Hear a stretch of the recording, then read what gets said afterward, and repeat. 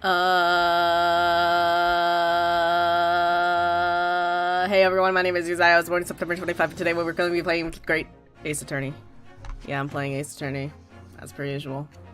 This is the last chapter I'm gonna do live, and then after that everything's gonna be at home, at my pace, chillin', maxin', relaxin', all cool. Old playground, something, out of school. I know. I don't know. Okay, cool. I think I fixed everything. Let's just go. Should I select adventure or do I continue? Episode 3, I guess it's continue. Cool.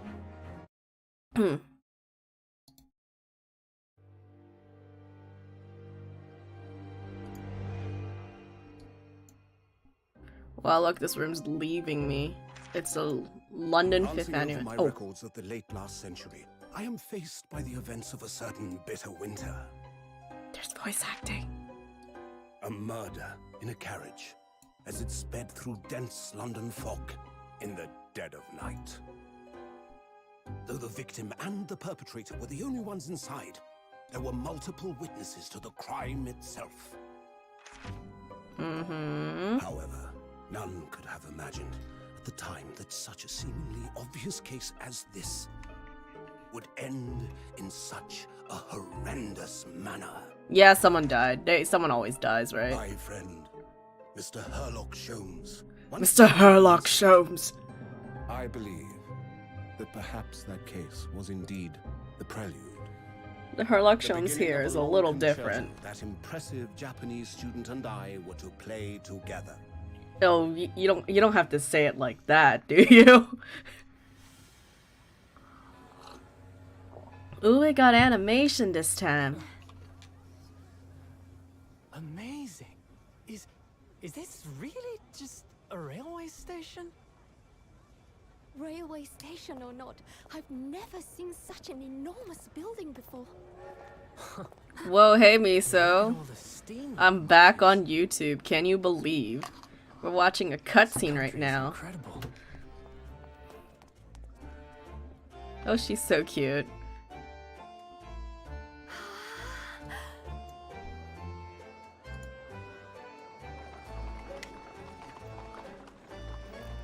I could see the translation being put on. I'm dreaming. So this is the capital of Great Britain. Offices to be let. Where to? Oh, hello. Climb aboard. I'll take you wherever you want to go. In that case, the Supreme Court in Whitehall, if you wouldn't mind. My pleasure. Dude, we need to bring capes back. Students from abroad, eh? Yes. They're all wearing a cape articles of clothing. We need to bring that back. I had a cape and I lost it. It was vintage too. I was so sad. Britain's mighty capital, London.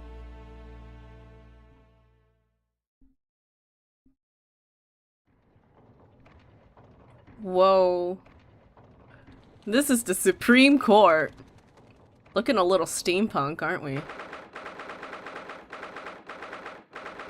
was gonna ask if they were in the UK. Yep, we're in the capital. The city of London. Where we're gonna study abroad and whatnot. Oh. What an incredible place! It's so imposing. It's almost suffocating. This place is breathtaking. It looks like a fortress. And that's exactly what you want your courtrooms to look like, a fucking fortress. Dude, there's so many books on the hallway. Is this the hallway? Is this the courtroom? That's a lot of books just laying out there, you know? People could steal that. I'm gonna burp.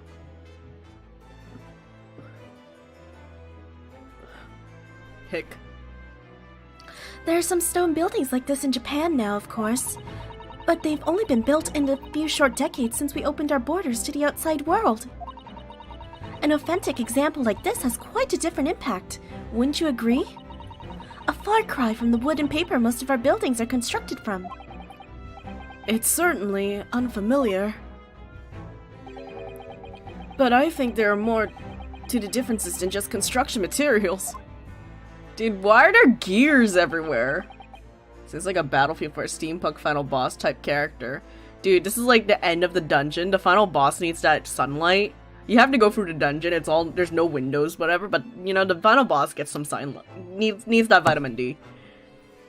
Yeah, the gears really add to the steampunk's vibe. But I mean, the time era is what inspired steampunk. So, yeah, you know, I don't think this is Victorian. I think this is...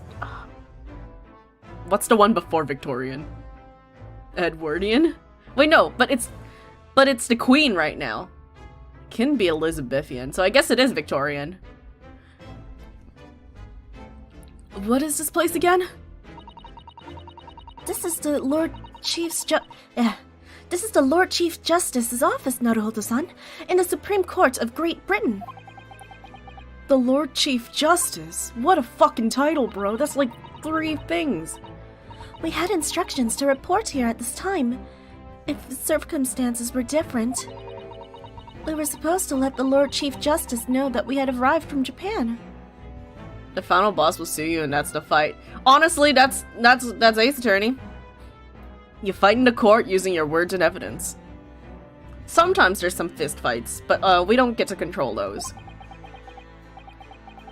But Kazuma can't. No. So instead, we are here in a different capacity. As envoys, to report the news of Kazuma-sama's death.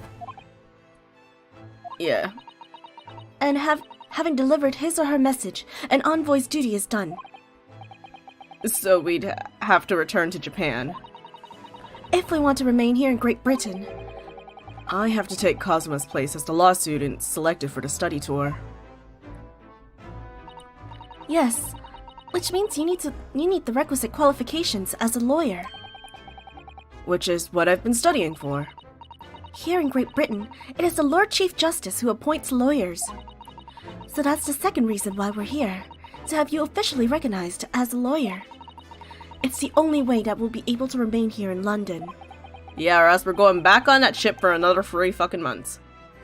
Well, I'm hoping I'm up to scratch. I'm like half watching, half talking too much watcher.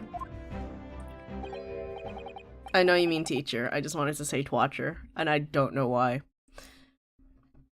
You should pay attention to class, you don't have to be here, bro. I appreciate it, but you should...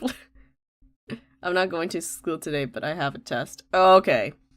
Okay. Good luck on your test! What subject is it on?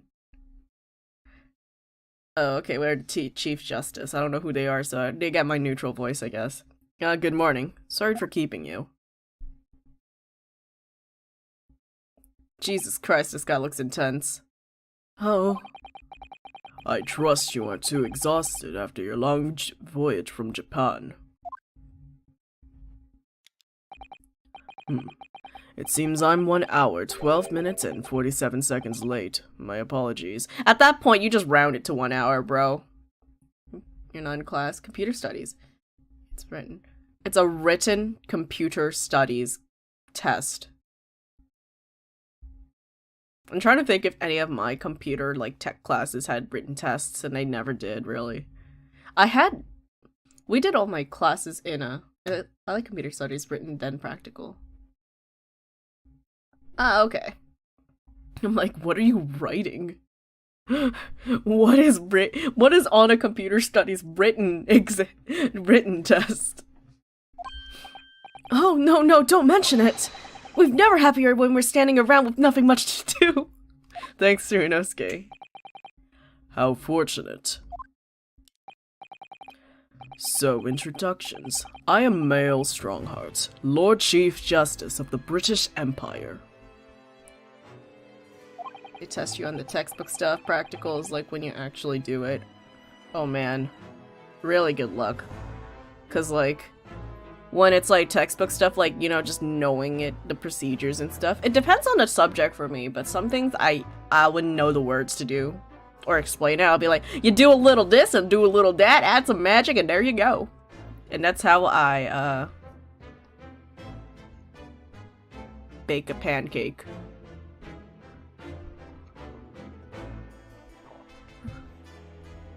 I'm just studying the basics like input, process, store, output. Yeah. Good luck on that. I don't think we had like that kind of education in our computer studies, although I am kind of really old. So our computer studies classes were not that integral. I think the teachers were bullshitting everything. And I feel like a little mouse under an elephant's foot. Come on, Mr. Naruhodo, don't be a mouse! Oh, it's an honor to meet you, Lord Chief Justice Strongheart. I'm Ryunosuke Naruhodo from the Empire of Japan. Times have changed. Well, Mr. Naruhodo. Welcome to London, the capital of our glorious British Empire. Yes, thank you.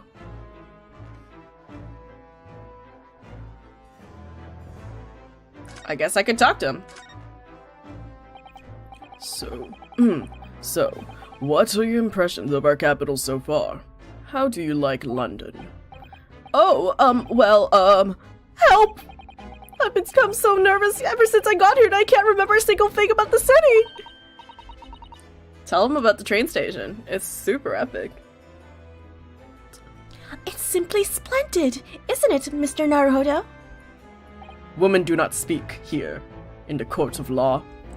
Oh? We had a wonderful view of some of London's streets from the carriage on the way here from the station. Everything is so impressive and grand. I must say I'm almost lost for words. I'm glad to hear you like it. The city boasts tramways, piped water and gas, even cables supplying electricity. We spearhead every revolutionary new technology in the world. Every visitor to London is astounded. Oh yes, astounded is the word. Thanks for saving me there, Susato-san. And everyone seems so jolly and full of vigor. In about a century, no one in the world will be full of jolly and full of vigor. Yes. There's much excitement about the upcoming great exhibition we will be hosting here in London. Great exhibition? Dude, when was London Expo? Did London have an expo? We're Googling this. We need to find out what time it is.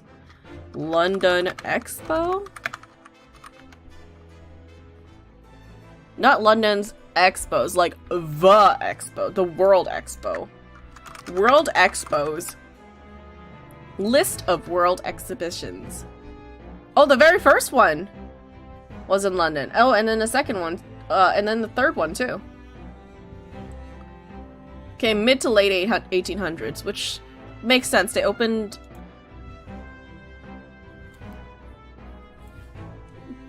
You can't make me go on a Discord voice call.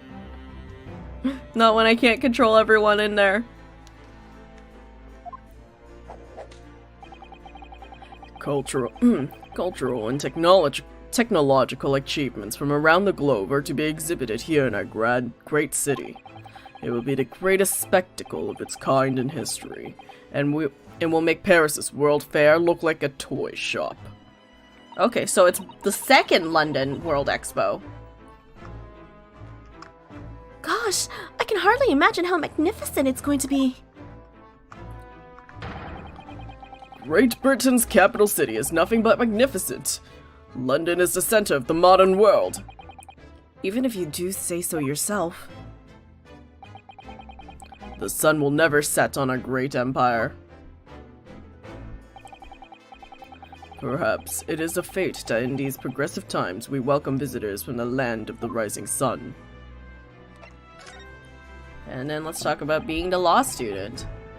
It's just me, I promise I'm controllable, lol. I know you wrote W, but I'm gonna call it lol.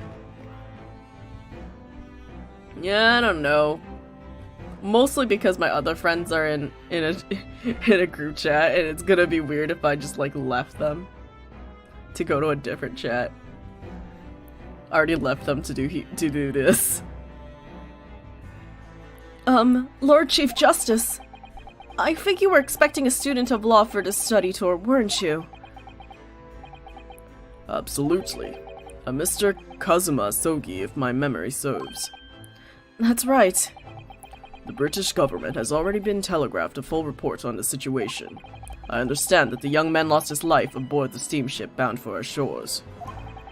That's amazing! The news reached him before we even arrived! My country naturally extends its deepest condolences to yours. Oh, thank you. And you honored this appointment specifically to inform me of the news? Yes. We are here in the capacity of envoys from Japan to report the sad news in person. They tell me you Japanese are people of protocol and courtesy, and I see that it's true. And it is with some regret that I must inform you that the death of the young lawyer means the study tour arrangement can no longer proceed. If you would just hear us out, Lord Strongheart! What do you have to say, madame? It's about the study tour. Mr. Naruhodo here would like to make a proposal. I'm running off the scale like 9 to 10. I'll have an hour or two. Would he now? Well, Mr. Naruhodo? Dude, his eyes are like fucking striking. Like 9 or 10 to... I'm like staring at my clock like, now do the math. Whatever. Let's say you have an hour. If you say you have an hour, you'll have an hour.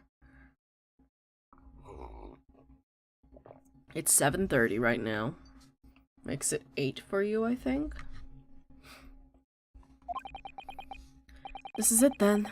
The moment of truth.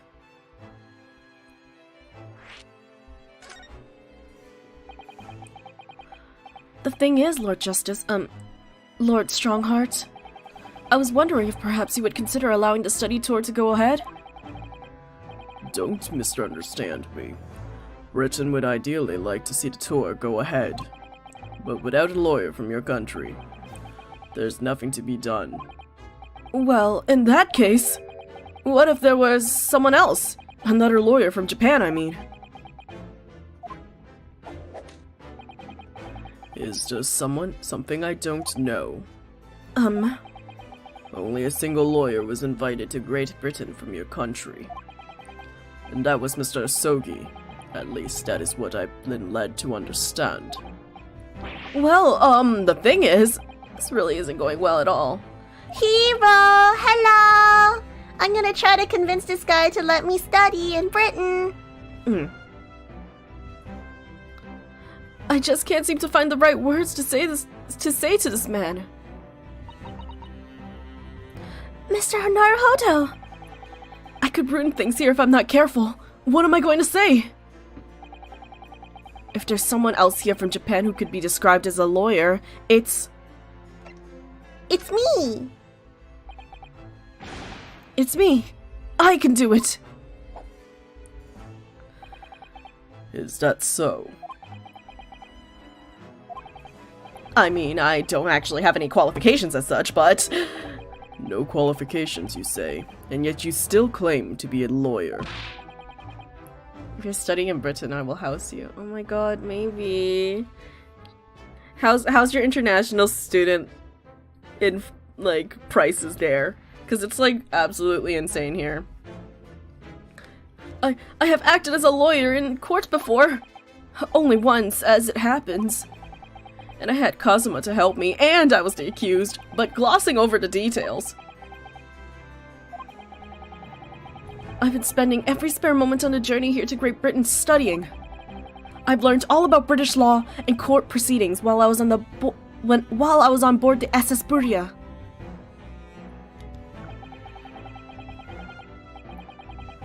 His outfit is so cool. Honestly, I think we're gonna see like pretty epic outfits. This is like cool. This is a good time period. It's very aesthetic here. The voyage from Japan is some 50 days, I believe. Not what you might call a full education. To become a qualified lawyer here in Britain, not only do you need a university degree in law, you must also complete several years of training. I realize it's far too short of a period of time, but I can't just go back to Japan. Kazuma, Mr. Asogi's journey has only just begun. Coming here on the study tour was all he thought about. I have to carry on and do everything he planned to do. I know it must sound like I have an overly inflated opinion of myself, but I would do anything to prove that I have what it takes. Any test you care to set me. Just one chance. That's all I'm asking for. Please. 31 seconds. Sorry? Your opening statement there, Mr. Naruhodo. It was 31 seconds long. Not too brief, not too protracted. A perfectly judged appeal, I would say. In school, it usually starts at 7:30, but I have special stuff because I have a reason to. Did you have a special period you didn't have to go to class to? Or is it like test exam time? I don't know. How's your school years there? Which is a skill that would stand you in good stead as a lawyer. Oh, thanks. So, you're willing to put those words to trial, are you? Well, I'm all for entertainment. Huh? But let me ask you one thing first, sir. Yes? You say you intend to do everything Mr. Asogi planned to do. Are you firmly set on that path? As a doctor, even if you start working, your schooling is not over. Yeah, that's true. There's a lot of careers that you just have to continue learning, because there's things always changing and new things to be discovered. Well, yes, that's my intention. Excuse me. I see. Am I imagining things? Or did his expression just alter a fraction there all of a sudden?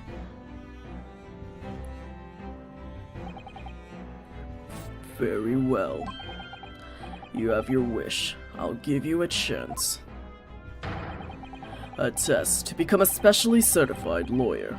Whether you pass or fail is entirely down to you. Really?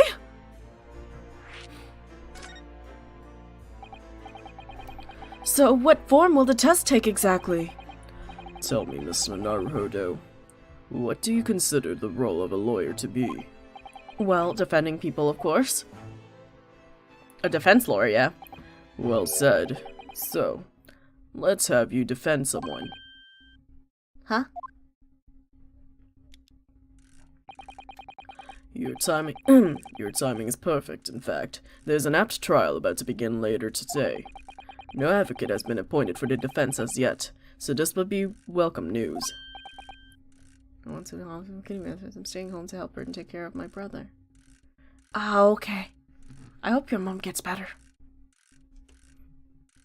And I hope your brother is okay. I hope your brother does not bother you. I wish your mother a safe recovery. Today? Aujourd'hui? Straight away? If you manage to secure a verdict of not guilty, you'll have passed my test. What? Well, whatever. Morality doesn't come in play. We're always in the right in this game. We're not always in the right, but that's spoilers, I guess. Spoiler alert, you're not always in the right. You're mostly usually in the right, though. What could be simpler? How do I get myself into these situations? Well, could I ask, what sort of trial is it, Lord Strongheart? Yes, good question. I remember. It's a murder trial. A murder? An extremely simple case, I understand. You really can't lose. That's easy to say. But I should mention just in case. If the defendant is found guilty, he will, of course, be sentenced to capital punishment. Capital punishment? He'll be put to death? Here in Great Britain, murderers are sent to the gallows without exception. He is 7. He's gonna be bothering me. I'm so sorry for your loss.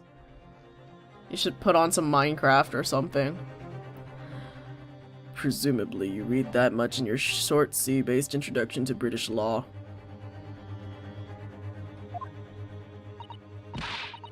God, I remember the hero kidney infection arc. It was a wild time for the people who were just sitting there twiddling their thumbs. We can't possibly agree to such test. We'd be toying with a man's life.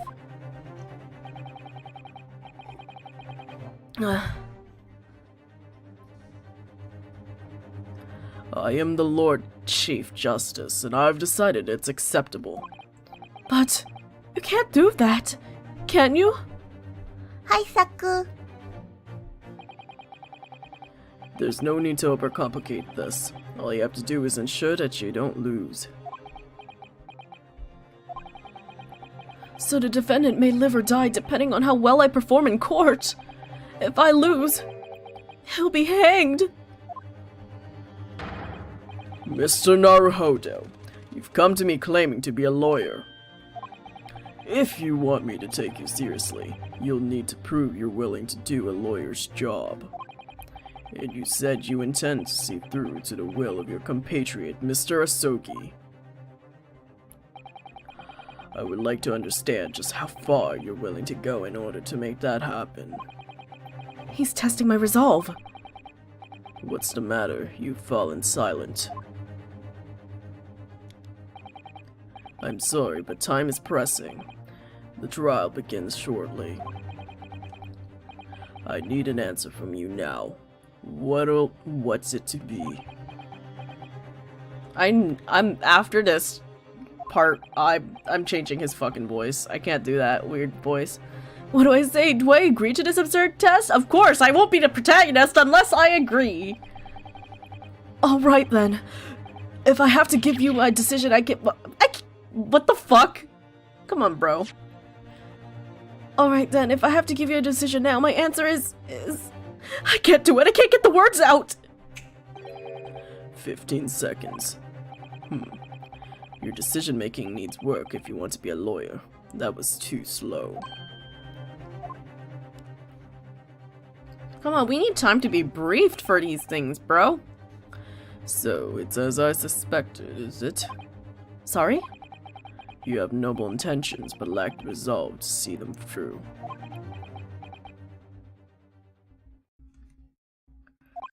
It's not even that deep, it's just me vocal frying myself. He's got like French fries for vocal cords. The test is cancelled. Thank you for stopping by. Go and acquire your ticket for passage back to the east tomorrow. This conversation is over. I can't believe my journey to the west ended just now. Yes, Lord Strongheart. Thank you for offering me a chance. Mr. Naruhodo. I'm sorry, Mrs. Sato. What could I do? It's alright, I understand. You do? It's not an easy decision to choose whether to defend a man in these circumstances. But resolve has absolutely nothing to do with it. Okay, I'm changing his voice. I can't do it anymore. What are you trying to say, madam? I think what Miss Susato means is that no matter how badly I'd like to be recognized as a lawyer and stay here in Great Britain, to risk another man's life by treating his one and only chance at a trial so trivially would be utterly unforgivable. And I feel exactly the same way. I'm sure the defendant won't see this trial as a test, as some kind of experiment.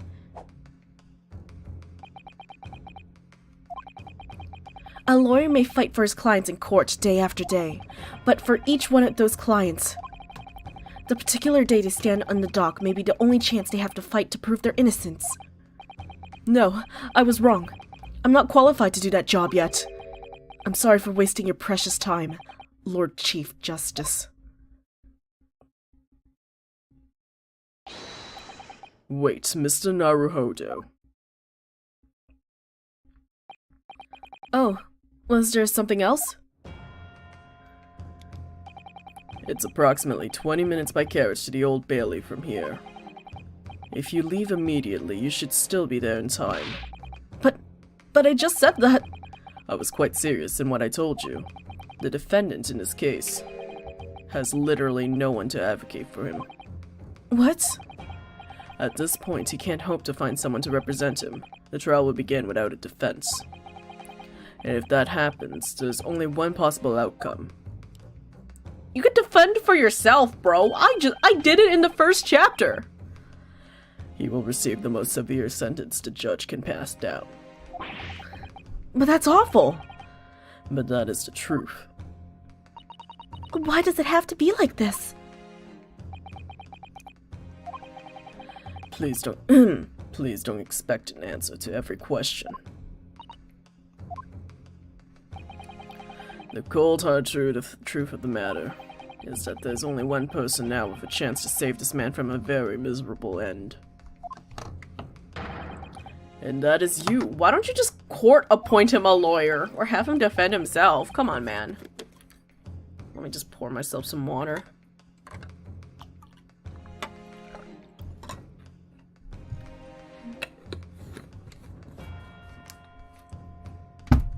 I'm really his only hope?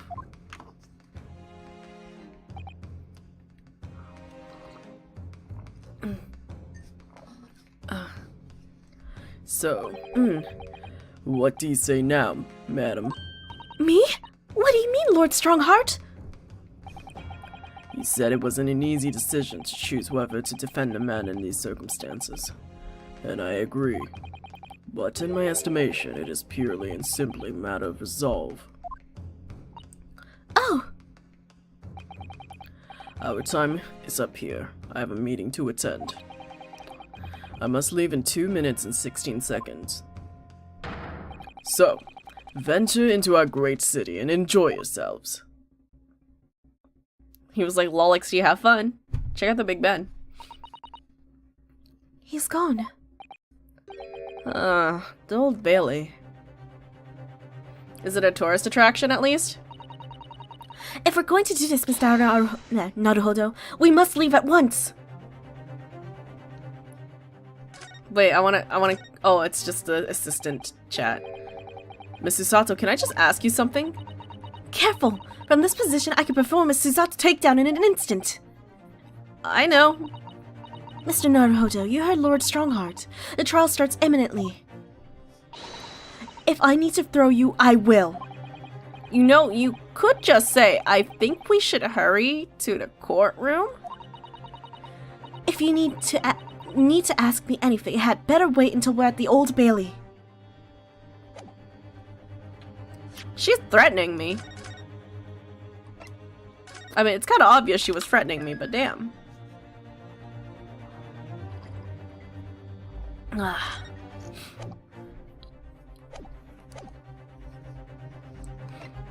Alright, let's head off.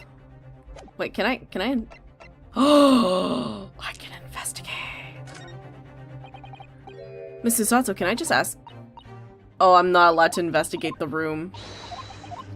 Or else she's gonna give me a Susato takedown. Okay, we're going to the Old Bailey, London's highest criminal court with an illustrious past. The Old Bailey. This is where I'm taking my— oh, this is Ryunosuke. This is where I'll be to take my test and prove my worthiness as a lawyer.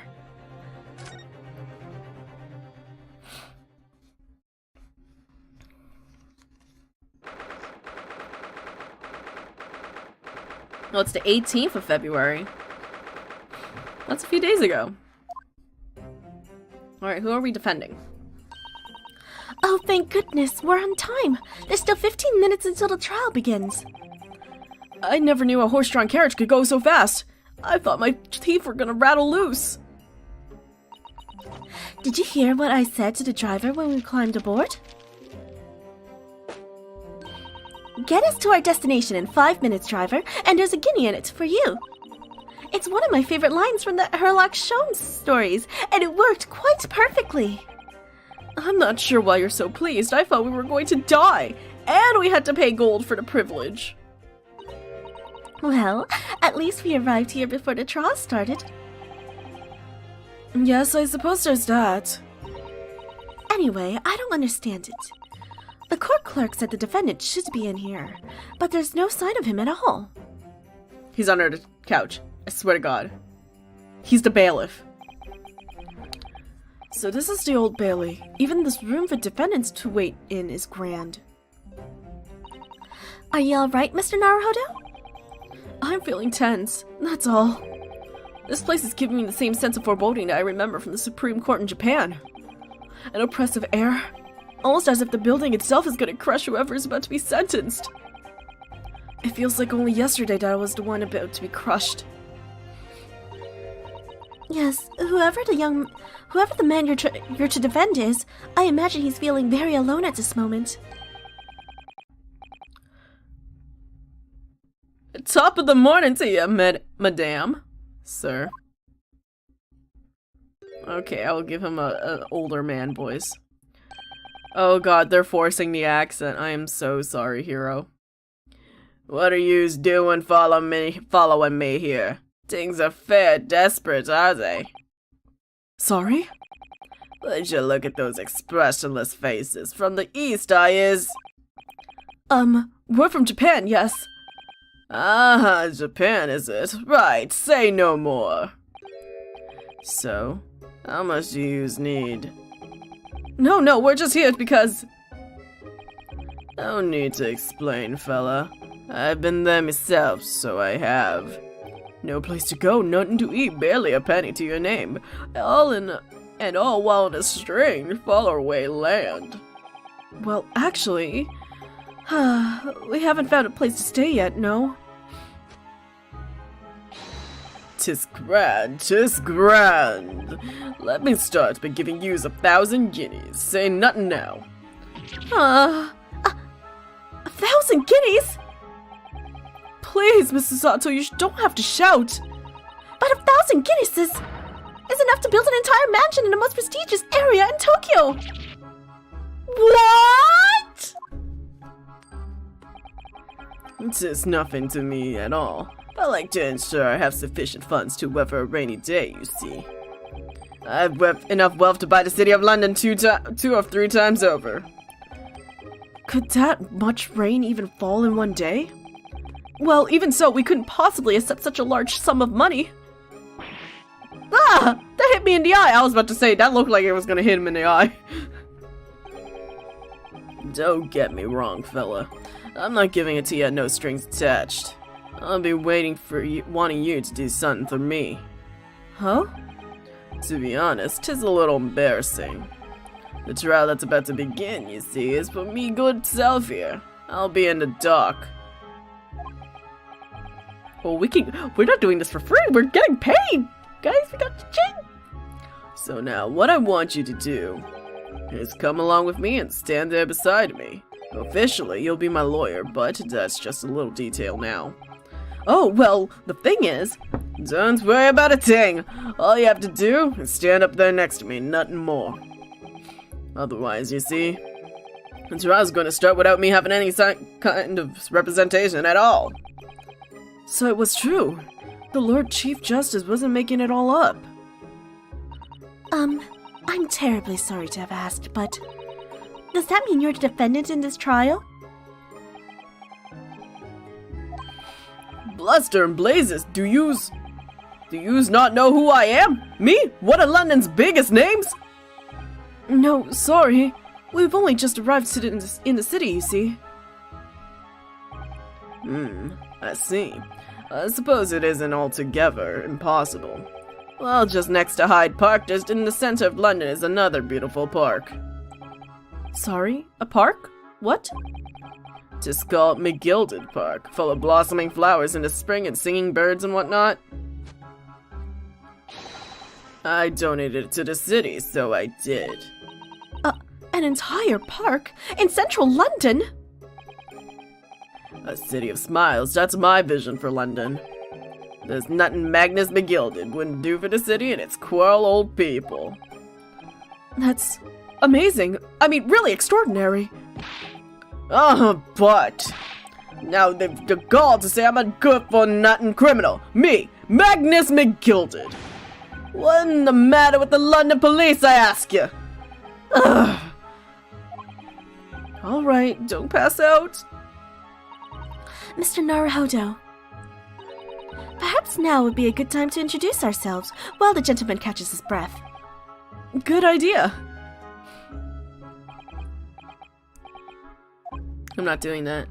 Mr. McGilded, the thing is, we're actually here in London to study British law. We're law students, on a study tour from Japan, you see. He's still mad. So, if you don't have a lawyer for the trial yet, and you'd be happy to put yourself in our hands, we'll do our best. What was I after saying, you deaf? What was I after saying? What was I after saying, you daft Egypt? Looks at Hero. How's it get there?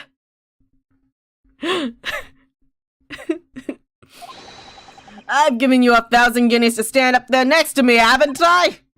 Well, yes, but I wasn't really offering to just stand up there next to you.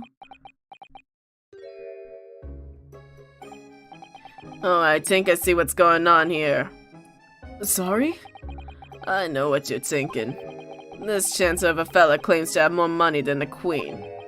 But if that's true, why the blazes can't he hire the finest lawyer of all of England? Because he did it. That's the only explanation. Well, not at all. Although, it is a little strange, to be honest. Why don't you have a lawyer, I mean? That would be the fault of the Reaper. Sorry, did he just say Reaper? Aye, the Grim Reaper of the Bailey, Lord Baroque Van Zykes. He's the prosecutor. I think I have a no, I don't have a poster of him. I have a poster of someone from the next game. I don't know. I bought it before I even played the game because I was like, I know I'm gonna like it. The prosecutor is the Grim Reaper? When Van Zyke stands in for the prosecution, they call the accused his sacrificial lambs. And to this day, in every single trial in which he's been the prosecutor, the accused has been damned. What? There's always the prosecutor who has never won, and he's always super young and stuff like that. At some point, we're gonna have a fucking baby at the prosecution stand. So it's reached in a desperate situation, where there's no one willing to stand in defense against a fella at all. You could say he's a living legend of the Old Bailey. Goodness, Lord Lord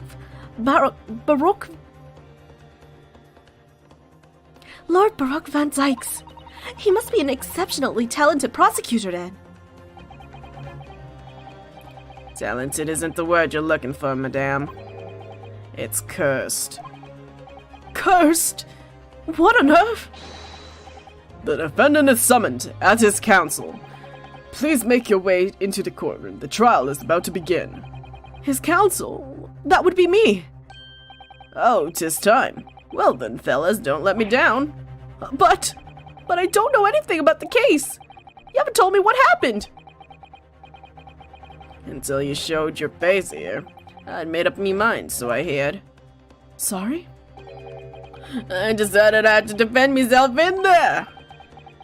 How would that have worked? You defended yourself! In the first trial! What do you mean you don't know how that works? And then you made an appearance, a student of law, wouldn't you know? There's no accident, I can assure you of that. 'Tis fate. So don't get cold feet now, please.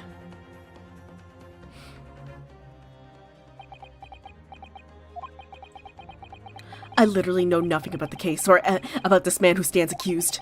In fact, the only thing I do know is that I can't just turn my back on him.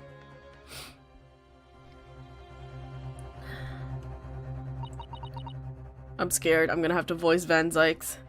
Mr. Naruhodo. The man has no one.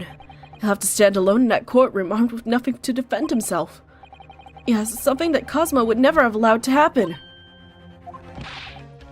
Counsel for the defense, what are you doing? If you're late for the start of the trial, you will lose your right to stand. I'll be right back. I'll be right there. Damn, I can't read today. Today is my worst time. It's happening then. My first trial in British court. I hope you're watching over me, Kazuma. Because I have no idea how I'm gonna manage this. Ugh. While we load, I'm gonna quickly... Ooh. We get to see the 3D courtroom. Jesus Christ. Why is the thingy on fire? Oh my god, please. Please don't spill my water on my keyb.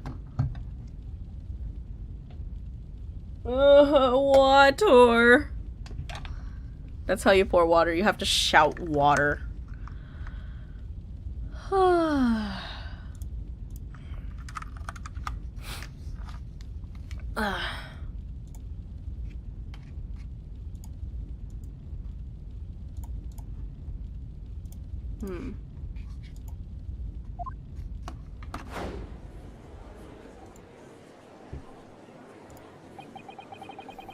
So this is the highest court in Great Britain.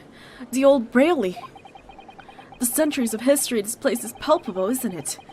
It's so different to the Supreme Court in Japan.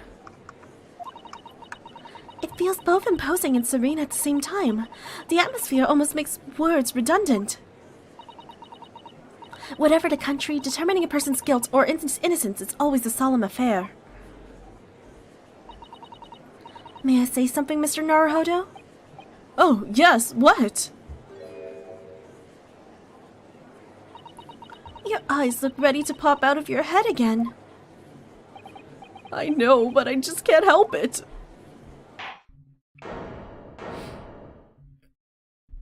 Whoa.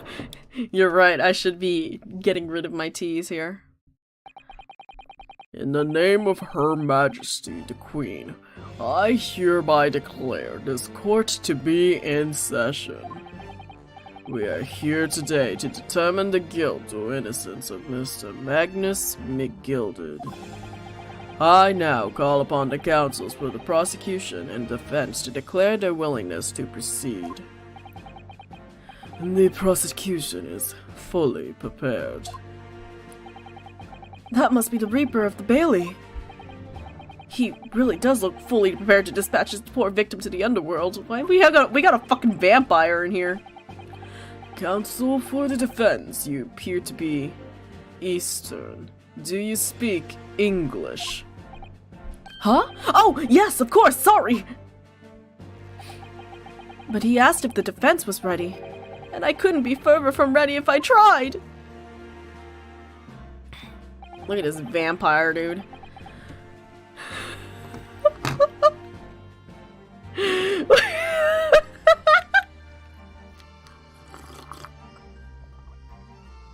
Give me a sec. Oh my god, I just read that.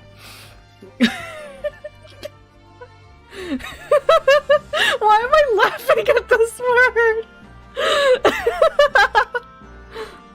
word? Those eyes please me. Nipponese.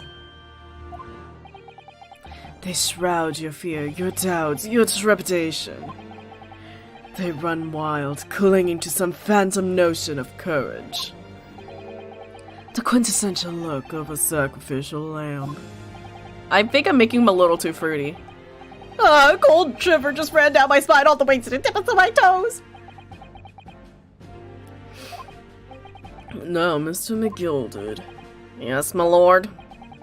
You stand accused of a murder, a capital offense. You could be sent to the gallows if found guilty. Are you quite sure you wish to entrust your defense to this foreigner? I was wondering when we're gonna encounter some racism. I see we're gonna get it right in the fucking courtroom. As I've always said, my lord, 'tis a grand thing to give opportunities to you young.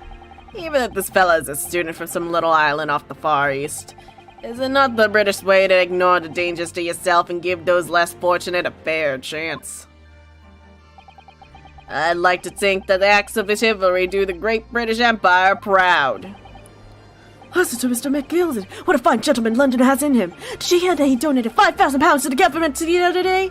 Mother, please, may we go and play in a McGilded park? It seems as though everyone in the public gallery is firmly behind Mr. McGilded. That definitely welcomes news, and he certainly has a way with words. I'm surprised he couldn't convince anyone to defend him. Eloquently put, Mr. McGilded, and most laudable sentiments. Now, ladies and gentlemen of the jury, I'm sure I need hardly remind you that your 6 members of the public have been selected for your impartiality. Are you ready to proceed? I have more voices I have to do now. Yes, my lord. If the test is to send rotters to the gallows where they belong, I'm more than ready. At the manor, his lordship always says we should dispose of rubbish promptly. Naturally, I agree. Huh! Any criminal here will soon be wishing they'd never set eyes on me.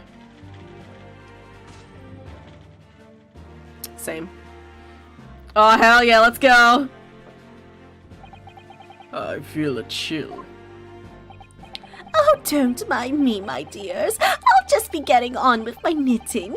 Must finish these mitts for my grandson. Mr. Naruhodo, those people are... The jury, yes. That's something we don't have in Japan yet. That's right. I've only ever read about it. But here in Great Britain, the court's final verdict depends on the opinions of these 6 jurors. The judge passed a sentence according to the law, but the jurors determine guilt based on common sense. So if the defendant is ultimately judged for 2 completely different points of views. But how exactly do jurors give their verdict? That I don't know, but... I'm sure it'll be clear as the trial progresses. Yes. Prosecutor Van Zykes. My lord. It's been a number of years since we'd seen you here in the courtroom. I thought you renounced your fame. I'm known as the Reaper of the Bailey, my lord. Infamy rather than fame, I would say. But yes, 5 years have passed since I last spread my wings in this capacity. So what brings you back? Is there some change in circumstances of which the court should be aware?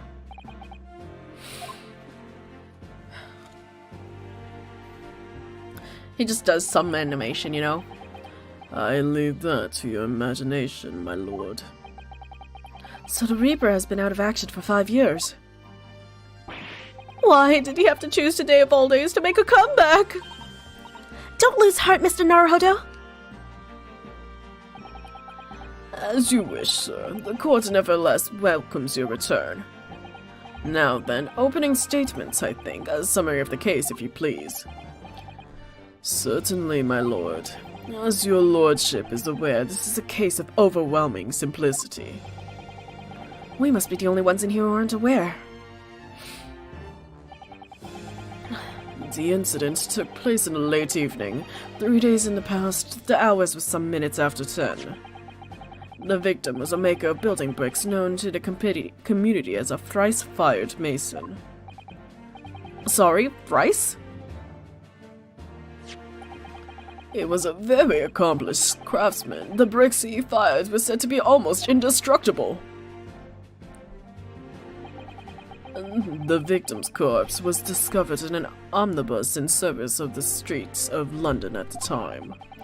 A dagger that has been thrust into the victim's abdomen is believed to be the ultimate cause of death. Here is the autopsy report from the investigating medical office at Scotland Yard. Thank you, counsel. I shall accept that and the photograph as evidence. Report prepared by Scotland Yard's coroner. It gives cause of death as internal hemorrhaging as a result of a single stab wound to the abdomen. Photographs of the picture taken on an omnibus. The knife in his abdomen is clearly visible, but his face is partially obscured by a view of an old cricket hat. And one further item of evidence. The prosecution wishes to submit these as well. And these are? Good lord! Is that blood, Counsel? Yes, this is a murder case. Yes, my lord, seized by a policeman who arrived at the scene. These gore-soaked gloves were taken from the hands of the accused when he was arrested. What? Mr. McGilded's gloves had blood on them? But were they the victim's blood? You know? Yes, I will accept these as evidence as well. Can you believe Santa Claus is our judge? This is his day job. When he's not delivering presents, he's a judge. How did I get into this? I'm backed into a corner before I even started. Continuing. According to the driver of the omnibus, there were only 2 passengers traveling inside his vehicle at the time. Only 2? Obviously, one of those passengers was the deceased brickmaker, Mr. Mason. The other was the accused, Magnus McGilded. Well, rather damning circumstances to say the least. Defendant, what says you? Well, of course, I had no recollection of such a thing. Mr. McGilded! To be sure, I rode the omnibus that evening. But whenever I'm in a carriage, I'm taken with a fierce tiredness, and I always succumb to it. Are you claiming to have been asleep? 'Tis the motion of the carriage, my lord, litting it is, so it is, and when I opened my eyes again, 'twas a desperate sight before me, the body of a man I'd never laid eyes on before in me life. Now I ask yous, what good-hearted soul wouldn't rush to help a fella bleeding from his stomach? I wasn't about to start worrying about me gloves now, was I? I reached out to give the man a hand. So the blood got into the gloves then after the man had been killed? Unfortunately, that statement of the driver is only the beginning. What? That's not all of it? There were multiple witnesses, But there were only 2 people in the bus! And plus the driver, so there was literally 1 witness. to the precise moment at which the brickmaker was fatally stabbed. Dude, look at her go. Order! Order! Order! When the killings took place, only the victim and the accused were inside the carriage. And there were witnesses to the crime. This is not just a case of compelling evidence. It's the nail in the coffin for the accused. Huh. Thank you, counsel. The circumstances of the crime have been made quite clear. I think we will hear testimonies from these witnesses first of all. Your wish is my command. This guy's so dramatic. What the fuck? These goddamn... Excuse me, holy crap. Bailiff! Bailiff! Bring the witnesses in at once! Maybe I'm just... You know what? This guy's gonna have a modular voice. We don't get to choose what... He goes whatever I vibe. He's a valley girl now. Witnesses, your names and occupations.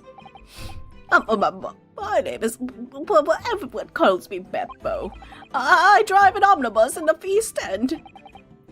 Bruce Fairplay. I'm a banker in the city. My name is First. Ladies first. I make hats for gents.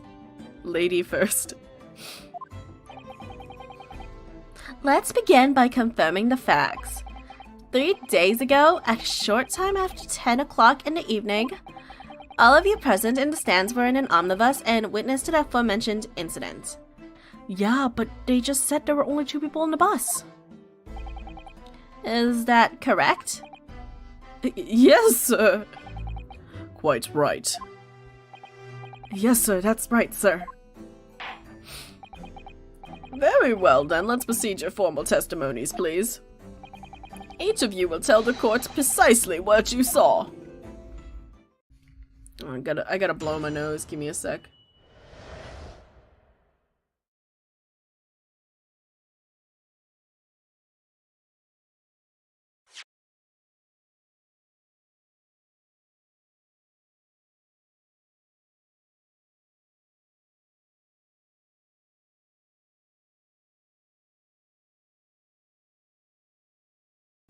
Alright, sorry about that. You know how the snowstorm not snowstorm, but you know, the cold weather fucked up my life.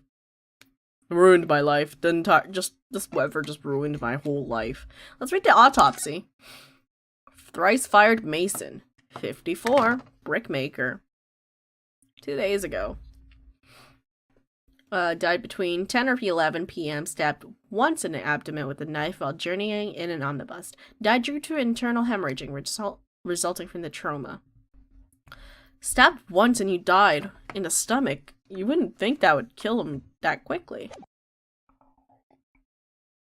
That's kind of like a bleed out situation, isn't it? Alright, let's take a... That sure is a face in the background. Oh, I can't click investigate things. Huh.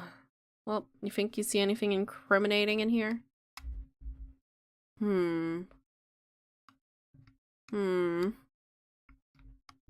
Oh, he's missing a button. That's probably gonna come up in a bit. Okay, so he's missing a button. There's also the giant fucking Jollibee's face over there. We don't really get to see half of his face, unfortunately. Does he have earrings? No? The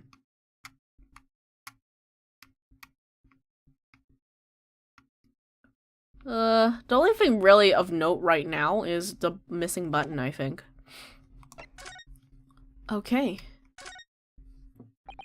This is definitely blood, isn't it? Not the most pleasant sight to be confronted with on our first day of London. Well, nothing will come of grumbling now. No.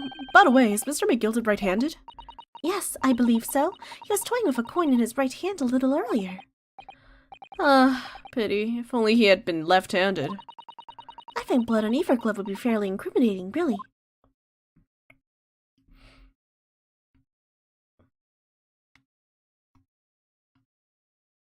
Just seeing if there's, like, anything on the inside.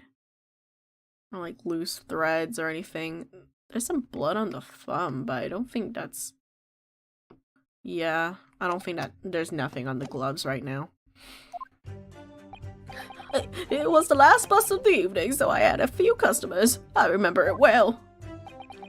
The victim and the man accused of killing him sat next to each other inside the bus. Then out of the blue, the accused just reached over and plunged a knife right into his guts. That's right! He stabbed him! I screamed, I did! I couldn't help it! As soon as I heard the scream, I stopped my bus and there I saw it too!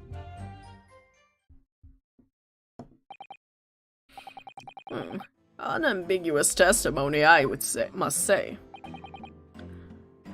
Exactly, my lord. These men witnessed the incident in the omnibus with their own eyes. Well, I'd like to ask a question, if I may. Yes, counsel?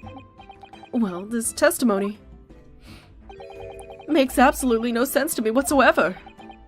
Why not? Well, the incident took place inside a moving carriage, didn't it? As has been clearly stated from the outset, yes?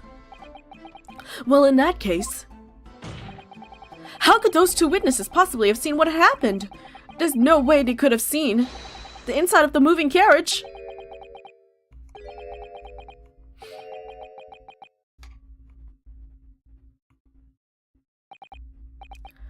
How quaint. I read that civilizations in the Eastern Island nations were a good century behind our own. But you're here in London yourself. Are you really so ignorant about our omnibuses? Huh? Tell me, my Nipponese friend, have you ever traveled in an omnibus? Well, no. We, only arrived in London this morning. No matter. I've arranged for us to all see for ourselves the actual scene of the crime, that is. What? Do you mean? The actual scene? How?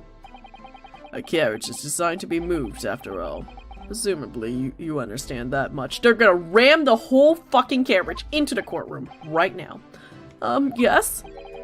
The omnibus in which this bloody crime took place in here today, in this very building. Here? What? The entire carriage? Bailiff? Bring forth the stricken omnibus! There it is. With the ads on top and everything. So that's an omnibus. The omnibus. I can't believe they could bring something so enormous in here. Great Britain's courtrooms are amazing. As you can see, the omnibus is pulled by 2 horses and can carry up to 8 passengers. 4 passengers seated inside the enclosed cabin and another 4 on the rooftop deck above. Every Londoner knows that the best view of the city's architectures and sights are to be had from the top of an omnibus. And I should point out to our foreign guests that there's a skylight in the roof allowing a view of the interior from the seats above. A skylight? Oh! The penny drops at last, I see. These 2 gentlemen were occupying the rooftop seats in this omnibus when the murder took place. That is how they came to witness the grim incident. Through the skylight. Ah, that makes perfect sense. Well, counsel, this is a first. In all my years behind the bench, I never experienced a crime scene itself being brought into the courtroom. There are numbers of important clues remaining inside the carriage, my lord. I would like to submit the omnibus itself as evidence.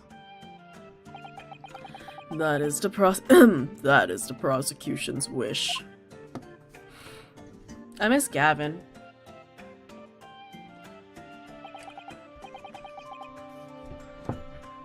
I miss Clavier Gavin. Very well, I see no reason why not. This omnibus is hereby formally accepted as evidence.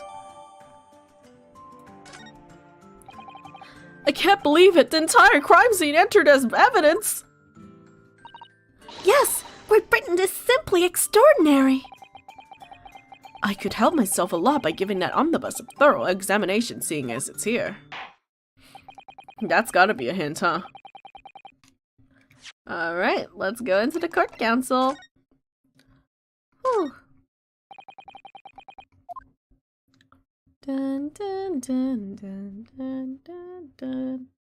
Bun ba da da da da da da da da da da. Bum ba da da da da da.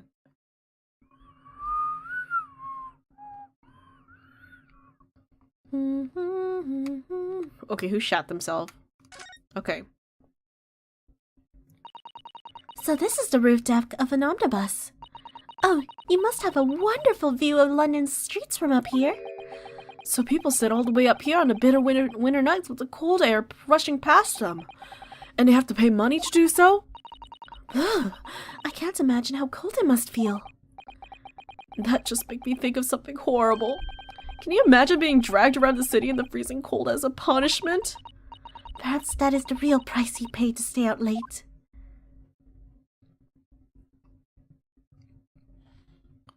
Can I investigate the license plate? No. Can I check the underside of the carriage? I cannot. Let's investigate the skylight.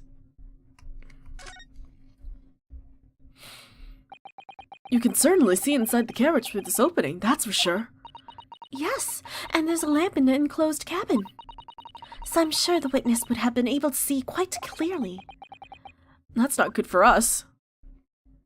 Alright, let's go in. Am I looking at the wrong door? I am looking at the wrong door.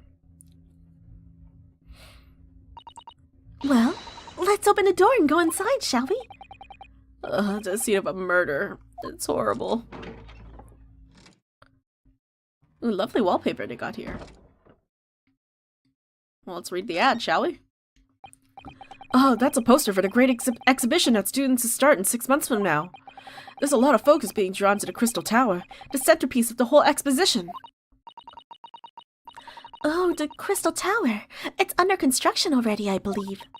People all over London must be fizzing with excitement at the prospect of such a grand event.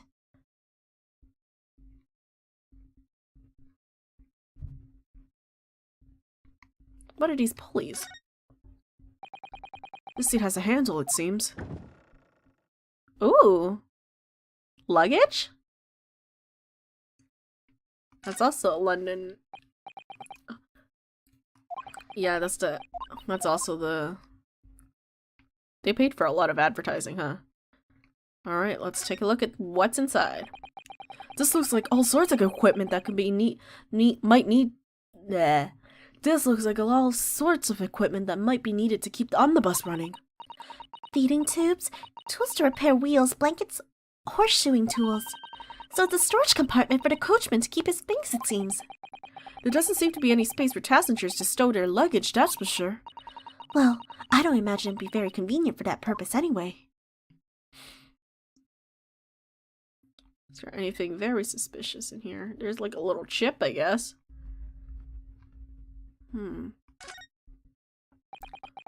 It's quite a large skylight, isn't it? Yes, quite large enough to afford a good view in the cabin from the roof deck. And there doesn't appear to be a handle or a catcher of any description. So I suppose it can't be opened from the inside of the cabin, at least.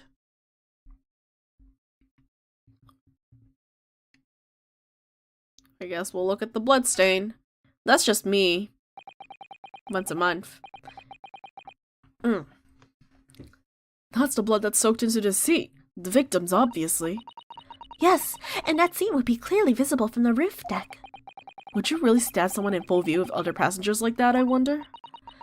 Well, it was after dark, and there was a lamp in here, so perhaps the culprit couldn't see anything outside through the skylight.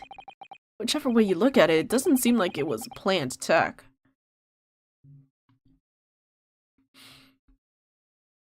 Okay, let's look at the door and then call it a day. Have you seen enough? Let's step back outside then.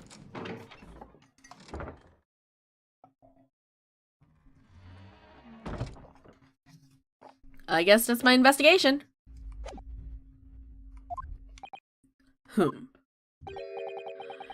Pray, don't expect this Nipponese stray to understand the intricacies of a British court cross-examination rights. God damn. I'm making myself read racism here. Alright, my first cross-examination in British court. Focus, Ryunosuke. Focus!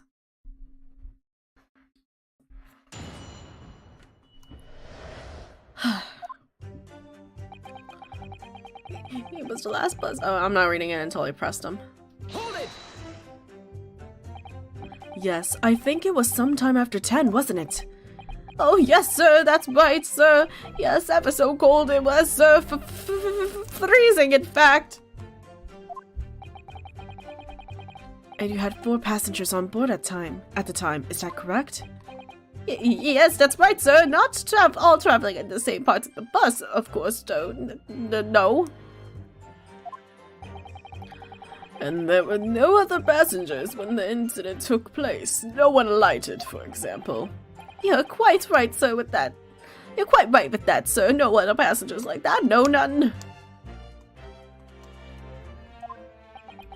So nobody fled the scene of the crime, then? I have to say, the boss insists on it running. He does every evening. The last bus of the day. But I do wonder sometimes if it's altogether worthwhile.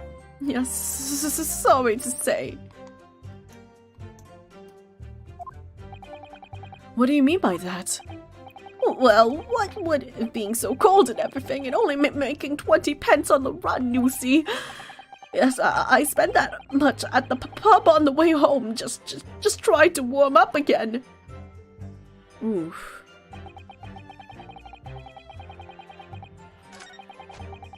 Oh, oops, sorry, I meant to go back. Hold it!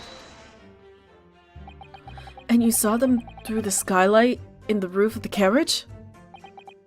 That's right, when you sit up on the top deck. The window's right there is at your feet. There was a lamp on the inside, so I had a pretty good view. The two of them were wearing hats, and I couldn't exactly make out their faces. But there's not a shred of doubt in my mind it was Mr. McGilded. How could you be so sure? Well, how could I put it politely? Mr. McGild is a gentleman of a rather small stature. I couldn't have mistaken him for anyone else. Are you guys not offended? Let's not forget that when the vehicle came to a halt, the only people inside the enclosed cabin were the deceased Mr. Mason and Mr. McGilded. There's no room for doubt here. I really wish there was. Then out of the blue, I don't need to read this. You actually saw the exact moment it happened? Didn't I already testify to that? Or a fair dinkum, hard-working city bankers not considered trustworthy these days. Oh, no. I didn't mean that. Why am I talking like this? I'm getting really tired. This is no good, I really got his back up. Perhaps you could just tell us what you saw in that little more detail, if that's... My lord! Huh? Juror number 3. What's the meaning of this? My mind is made up, my lord. Completely and utterly made up. Made up about what? I don't like the stinking rich. Never have. You look rich. They're always up to something or other they shouldn't be. Every one last of them. And that little leprechaun of a man is no exception. Well, he can't fool me.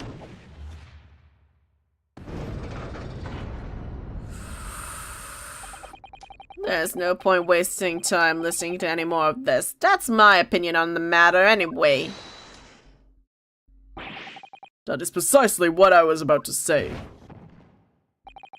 As the foreman of the jury, it is my duty to set a good example to my fellow jurors. Bro, we haven't even started the whole trial! What is happening here? Let me see. Yes, it seems that is how the members of the jury give their verdicts. With fire? Apparently, yes. White for innocent and black for guilty.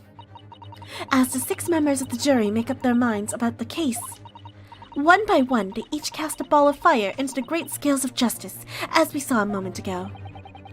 So if these enormous scales fall completely to the black side, does that mean...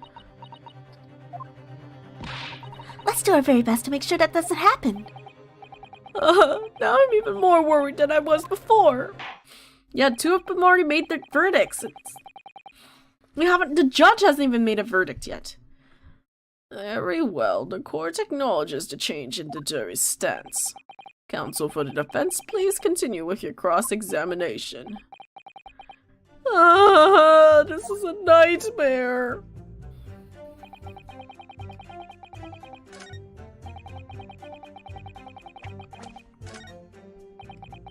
Yeah, cool. I'm just gonna save real quick just because the jury just made their fucking verdicts. Even though we haven't even gone through yet! Hold it! He stabbed him, you said. And you were sitting up on the roof deck, were you? Yes, that's right. I was up on the roof seats. I remember seeing that little gent sitting next to the fellow that was stabbed. I've been thinking about the new hat design, you see, so I was just gazing absent-mindedly around. But then I happened to look down through the skylight. It was sticking right out of his belly, that huge, great knife! A grim sight indeed. That didn't help me at all. The jury looks like they're even more convinced my client did it than they were before. That appears to have made everyone even more dubious that Mr. McGilded is telling the truth. If only we had some evidence to counter their suspicions. Mr. First. Oh, yes, yes, sir? It's just a knife. You saw? Oh, good grief! Yes, that's it! That's the very one, sir! Is that... Yes, Counsel, this is the blade that was driven into the victim's belly like a stake through the heart. That is a blade of considerable size, Counsel. It is, and furthermore, the scabbard is emblazoned prominently with a certain initial. The letter M, which seems oddly familiar. Ah, please no. M for Magnus, perhaps, or McGilded, possibly. Take your pick. It seems this particularly big name in London makes a magnificent mistake. Objection! But there are M's everywhere, yes, like in Mason. Objection! Dude, he's got a different font for his objection. This guy's too, this man is frou-frou, as I call it. This blade is far too extravagant for a poor brickmaker to have owned. No, this weapon of murder almost certainly belongs to the accused. Ah! Not conclusive, but certainly compelling, Counsel. My lord, if you forgive the interruption. Juror number 2, go on. Mr. McGilded is the pillar of society and a gentleman's words should be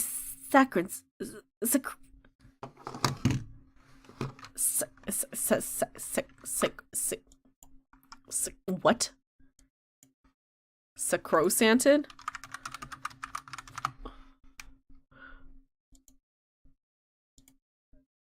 Sacrosanct. Especially a principal place or routine regarded as too important or valuable to be interfered with. Okay. I am learning English today. And a gentleman's word should be sacrosanct. However, those of us in service know we must accept hard truths. Wait, what are you about to do? Dispose of the rubbish!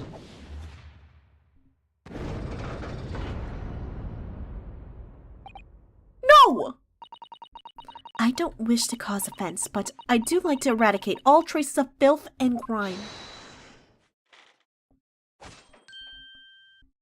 Please. I have painstakingly typed every word uttered here today and cross-referenced all the facts. As such, I am now in a position to draw the only logical conclusion. Guys? Guys? Guys? Not again! That's 4 out of 6 jury members who have proposed a guilty verdict. There are only 2 left. We've had it. Every time I press those witnesses for more information, I just make the situation worse. Nevertheless, what we need more than anything at the moment is more information. We're still very much in the dark.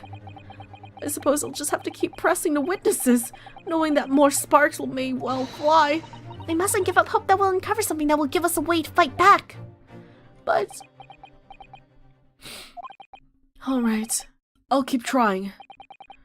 I can't give up. I just need to keep calm and listen to the witnesses' statements again. As soon as I heard the scream, I stopped my bus, and then I saw it too. What did you see? What exactly did you see?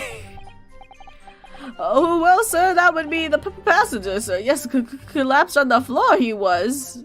Oh, he was not collapsed on the floor, girl. Girl, he's got his back on the seat. You need to add that so I can object you. And by the passenger, you're referring to the victim, Mr. Mason, the brickmaker. And the other passenger had the knife in hand, like this. By the other passenger, obviously you are referring to the accused, Mr. Magnus McGilded. And he plunged it down like this, stabbing the other passenger in the belly. What?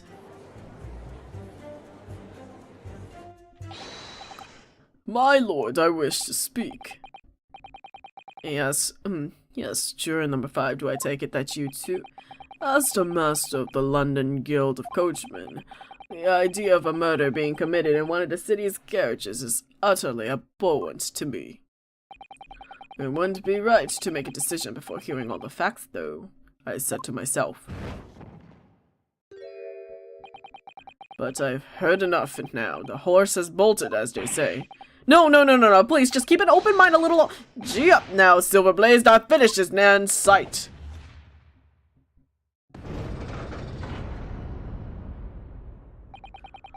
But I had something.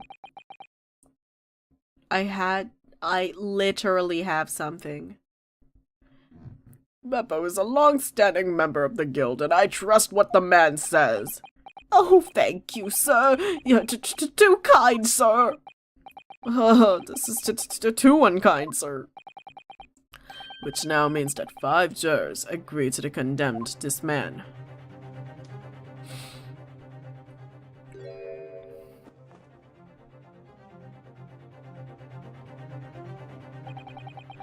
Madame Juror number 6. Yes, dear. What can I do for you? You have heard the testimonies of the witnesses in the stand. Oh, yes, I certainly have. Still got my hearing, you know. Then, pray tell, why are you yet to pronounce your leaning? Well, dear, the thing is, I'm a creature of habit, me.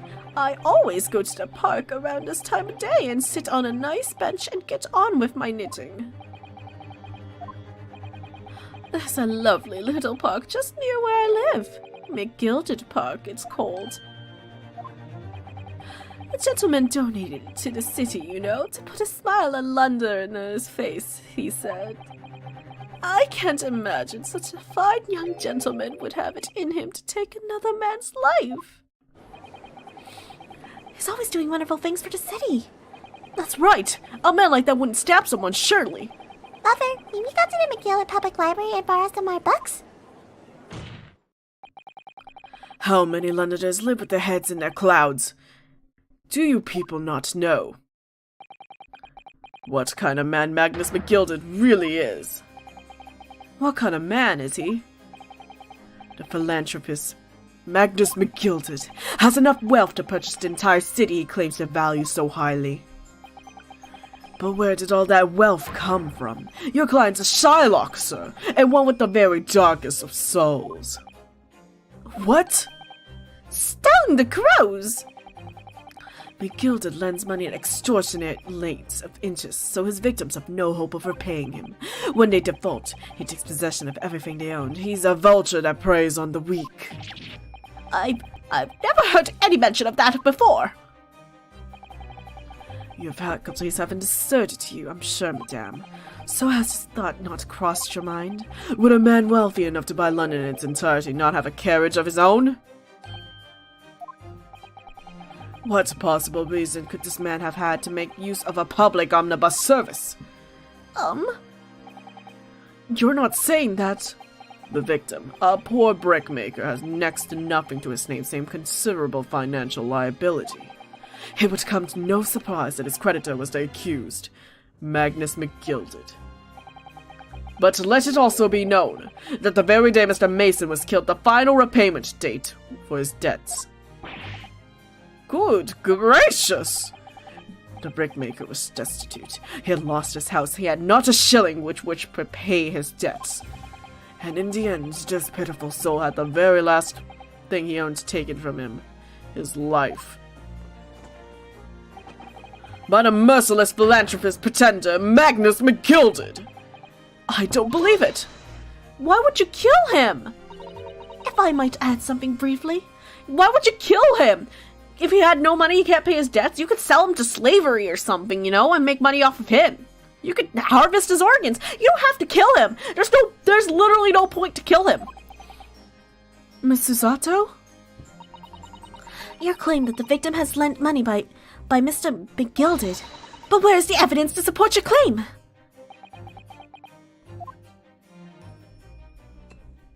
Wait, where did that drink came? Sir, you're drinking alcohol in the courtroom? Sir? Pray forgive the discourtesy of filling my hallowed chalice in a court of law. Aha, there it is! Lord Van Dyke's hallowed chalice! They're making this theater. This is just fucking theater, bro. How can this be considered acceptable? But I find myself in unexpectedly good humor. I've heard ladies from the Far East could show great courage, but I didn't expect to experience it myself. As judicial assistant to the defense, I am simply doing my job. What a pity that your display of courage is in vain. This is the debitor's ledger, which details all monies loaned by the accused. You'll find the victim's name clearly recorded inside. Oh. Allow me to present this ledger as evidence. And pray forgive the discourtesy of raising my chalice in a toast to the enigmatic East at the same time. A marvelous toast, Counsel. I will gladly accept this new evidence.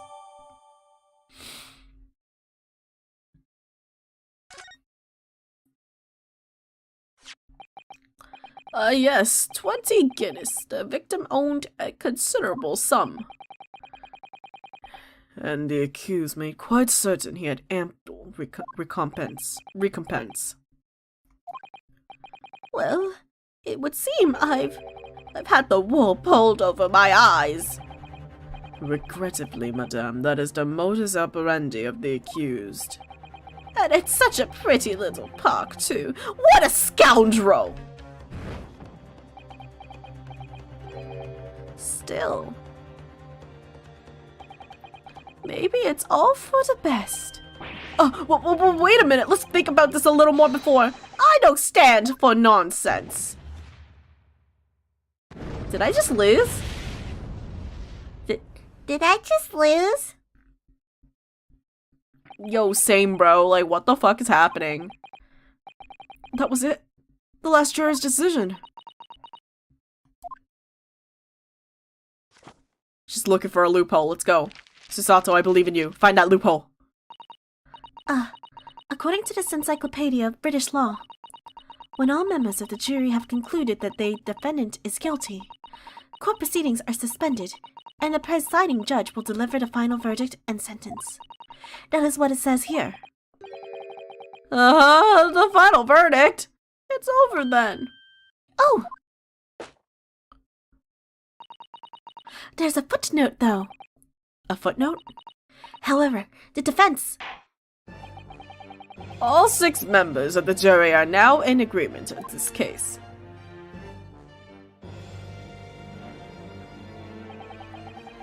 Allow me to convey my respect for your swift and righteous decision. According to the laws of this country, I will now conclude the trial by delivering my final verdict. I trust there are no objections. No, I have a lot of objections, dude. I haven't even presented my case yet. Miss Susato, just tell me one thing. Oh, yes? You were in the middle of saying something before. The footnote in your Encyclopedia of British Law. However, the defense? What did it say next? Oh yes, of course. One moment.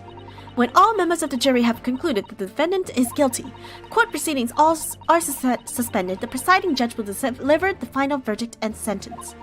Then the footnote says, however, the defense has the right to demand a summation examination of the jurors at this point.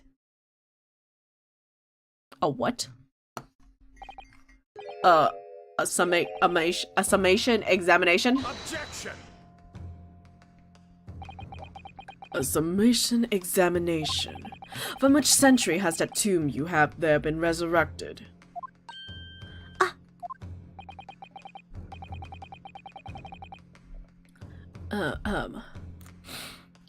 Judging by the binding, I would say the book is at least 50 years old. Any modern text on British law wouldn't even give such an antiquated procedure a mention. It's a relic, long forgotten, and certainly no longer practiced. So you're out of luck. Oh.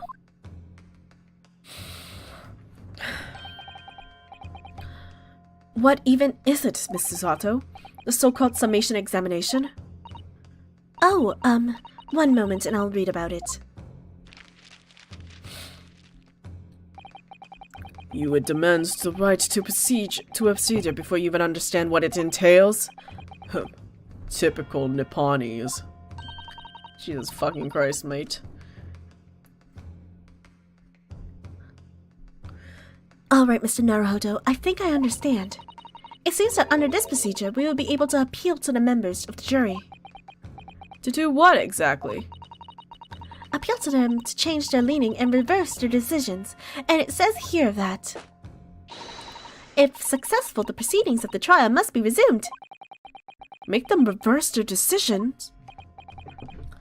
Yes, in times gone by, barristers would use a summation examination to attempt to influence the jury's decision. But that procedure has become something of a formality with no practical benefit, really, so it rather fell out of use. I wonder why. Because it was devoid of purpose. Changing just one member of the jury's mind would be hard enough, let alone several. No self-respecting defense barrister would even assert his right to try in this day and age. Still, I don't see any mention that the procedure has actually been formally revoked. What are you suggesting? I'm suggesting that although it may be antiquated and largely forgotten, it isn't yet extinct. What do you think, Mr. Naruhodo?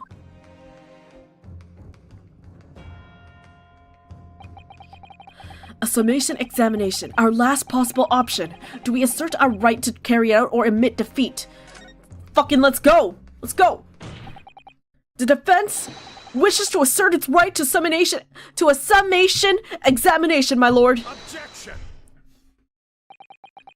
London is the capital city of most powerful nation on earth.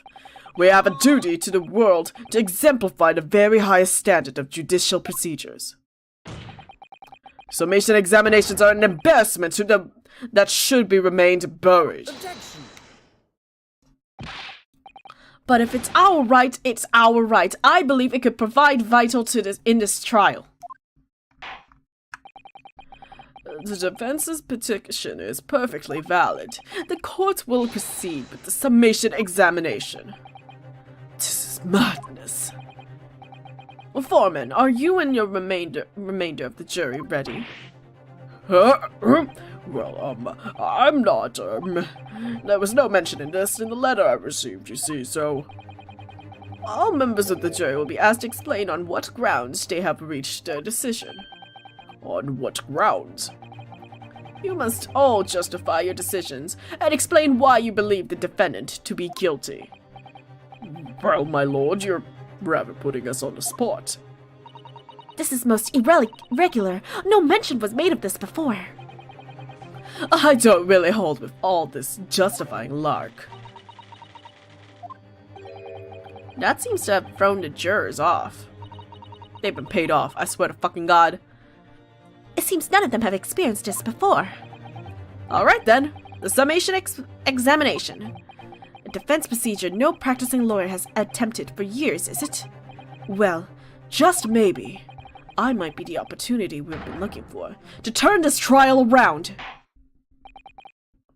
So be it, then. Ladies and gentlemen of the jury, the court hereby calls upon you to state the grounds on which you find the defendant, Magnus McGilded, guilty of this most serious crime.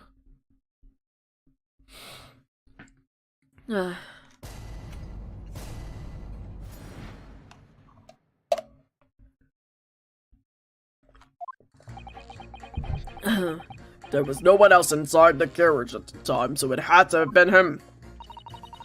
I trust the driver. He has an excellent memory, it seems. 4 passengers with fares totaling 20 pence. It stuck the chap next to him just like that. Brazen, I must say. Absolutely brazen. I've simply typed and collated all the statements thus far, and drawn the logical conclusion. You can trust a guild. Fair fares is our motto. We haven't raised prices above 4 pence for years. The scoundrel stabbing that poor man on the floor! It beggars belief! He was not on the floor. I'm starting to wish I hadn't pushed for it now. Some of the jurors don't seem to have wonderfully formed arguments, though, do they? Well, let's see what we can do. We need to get those 6 people to change their minds. I'll have to throw everything I can at them, and use some very persuasive language. Just a moment, Mr. Naruhodo. According to my book, that's not quite how it works. Oh? I thought I was going to have to father icy minds with some heartwarming rhetorical about the defendant. Unfortunately, once the jurors have decided the defendant is guilty, they're unlikely to heed anything the defense says. But then... They've reached their conclusions by their own reasoning, you see. Your pleas will sound like excuses. In fact, it could recoil on you. The more you try to persuade them, the more entrenched they may become. Then what on earth am I supposed to do? Oh dear, I'm just citing what I've read about British law, Mr. Naruhodo. Right, I'm sorry. Do you have any ideas how to make this work then? Well, from what I can understand, the key to this procedure is using the jurors' own words to make your argument. What do you mean? Well, the 6 members of the jury are randomly selected members of the public. They may appear to present a united front, but the truth is, they are complete strangers who just happen to find themselves here in the courtroom today. And that's the way to break them down, you mean? Yes, exactly. Dude, her fucking encyclopedia has a fucking cheat sheet. We must listen very carefully to what each member of the jury says, and see if we can identify any contradictory statements. If we can, we then contrast statements and pit the corresponding jurors against each other. I see. So it's contradictions in what 2 or more jurors say that we're looking for. In a way, then, this is similar to a regular cross-examination. Oh yes, I suppose you're right. Well, I mean, we already know that we're probably gonna pit people against the guild owner, because the maid was saying they're not making enough money. Find contradictions in their statements and pit the jurors against one another to break them down. Alright, I might be able to pull this off. No, that's not right. I have to pull this off. Can we start the proceedings, counsel? I would ask you to take the stand for this. I'm expecting a clear and concise rebuttal. Yes, my lord.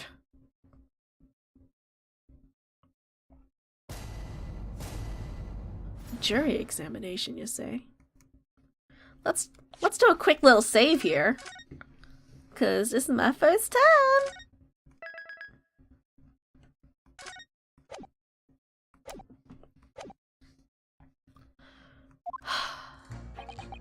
That was... oh yeah, already.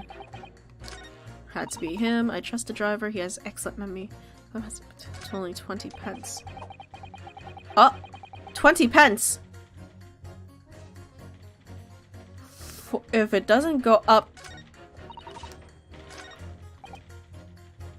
We haven't raised our prices above 4 pence for years. That means 5 people have been there. Objection! Objection. Those 2 statements clearly contradict each other. They do? Explain yourself, counsel. Me? Oh dear, what have I said? I swear on Silver's Blaine's main and name, I haven't had the first idea what you're talking about. According to the group testimony we heard so far, there were 4 passengers on the omnibus on the night in question. And according to the coachman, Mr. Beppo, he took 20 pences in fares. Quite right, I have those precise details typed neatly in front of me. And juror number 5 also told us the following. The fare of the omnibus is always 4 pence.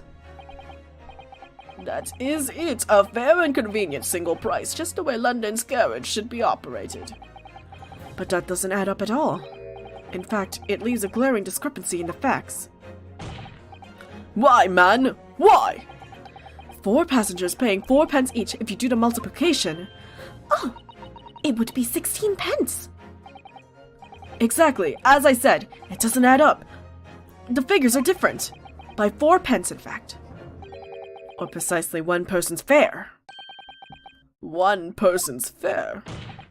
Yes! In other words, on the omnibus that night, it's distinctly possible. There was another passenger we've heard nothing about. Good gracious! This can't be right. The coachmen of the Guild are good, honest men, one and all. Trustworthiness is our watchword. The figures of your coachman clearly most certainly do not add up. Your watchword, good sir, is a fallacy. I beg your pardon? Mr. Guildmaster, I think you ought to consider that if this trial were to end now, the news will surely spread all over London. The news that one of your coachmen tried to hide the fact that he let a nefarious character ride his omnibus. Alright then, how do I make it so this miserable trial doesn't end, huh? Well, according to my book here, you simply launch a ball of fire onto the innocent side of the set of scales. Now hold your horses there, coachman. We were all in agreement. Why do you have to go in? Wait till I get my hands on you, Beppo!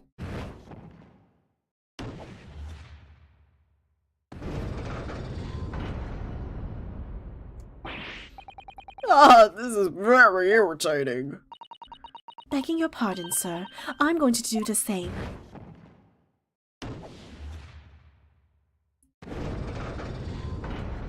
Woo! Let's go! For love of Mike, not you two as well. A penny can be the difference between a smile and a tear, after all. I certainly can't put my trust in someone who doesn't follow my exacting standards in financial matters. Oh, really? I, for one, think it's only proper that we hear from the witnesses again. Oh, we've done it! Well done, Mr. Naruhodo! You did it! If we can manage to change 2 more jurors' minds, we could force the trial to continue. 2 more. Actually, there is something else that's bothering me about the couple of their assertions. Then that's where you must strike next. So I need to put 2 more jurors against each other and show there's another contradiction in their assertions. Exactly. You can do it. Well, the scales of justice have shifted, but they are still way heavy on the side of guilt. Counsel, you have the floor again. Continue with summation examination. I'm changing my leaning to innocent. I should like to hear what the slipshod bookkeeper has to say for himself.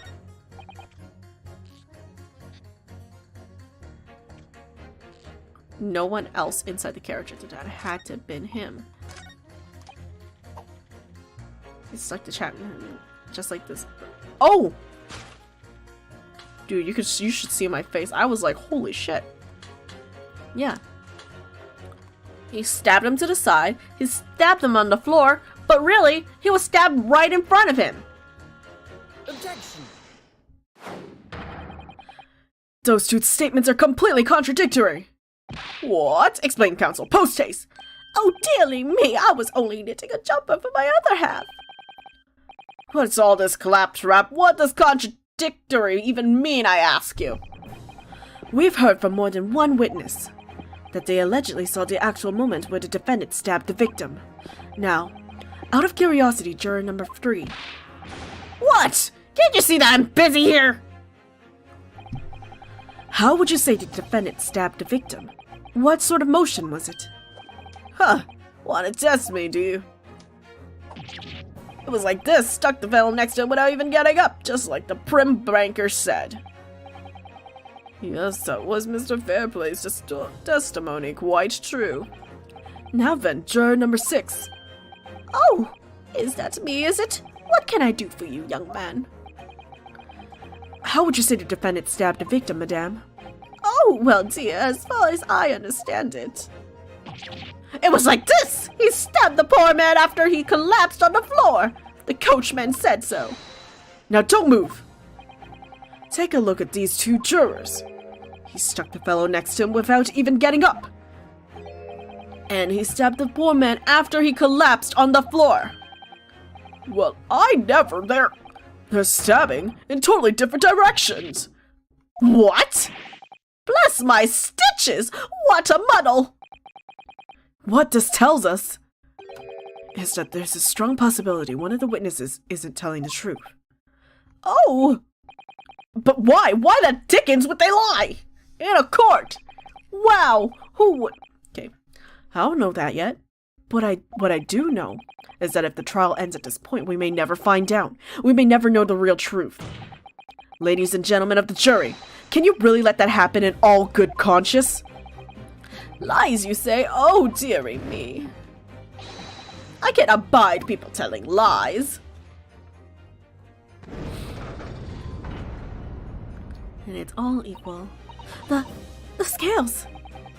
I don't believe it.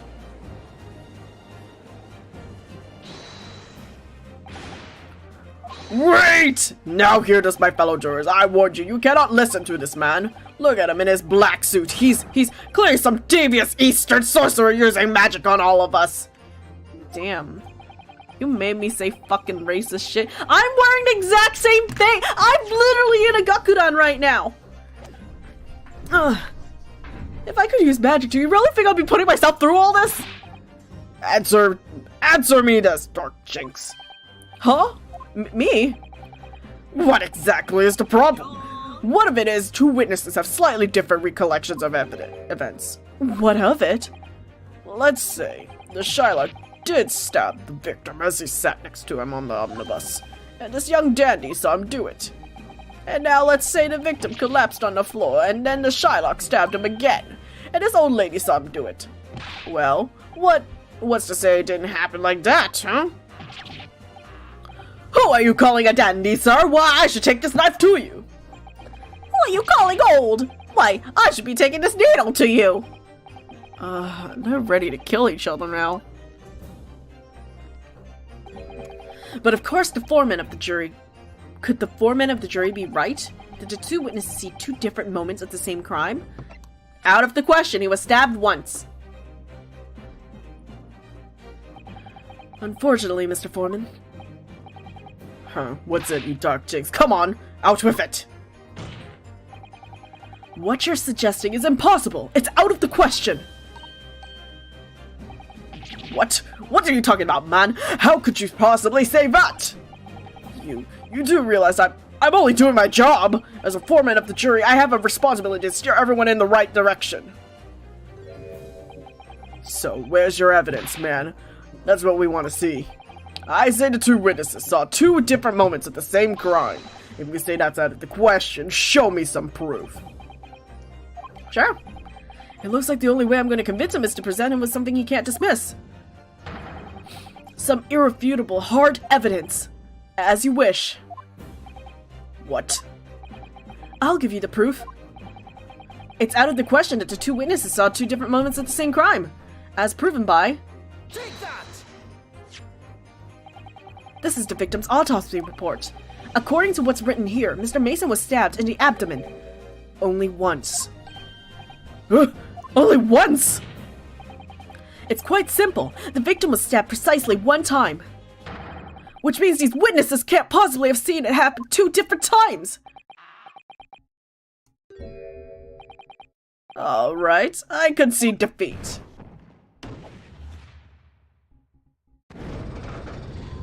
Yatta wa! Wait!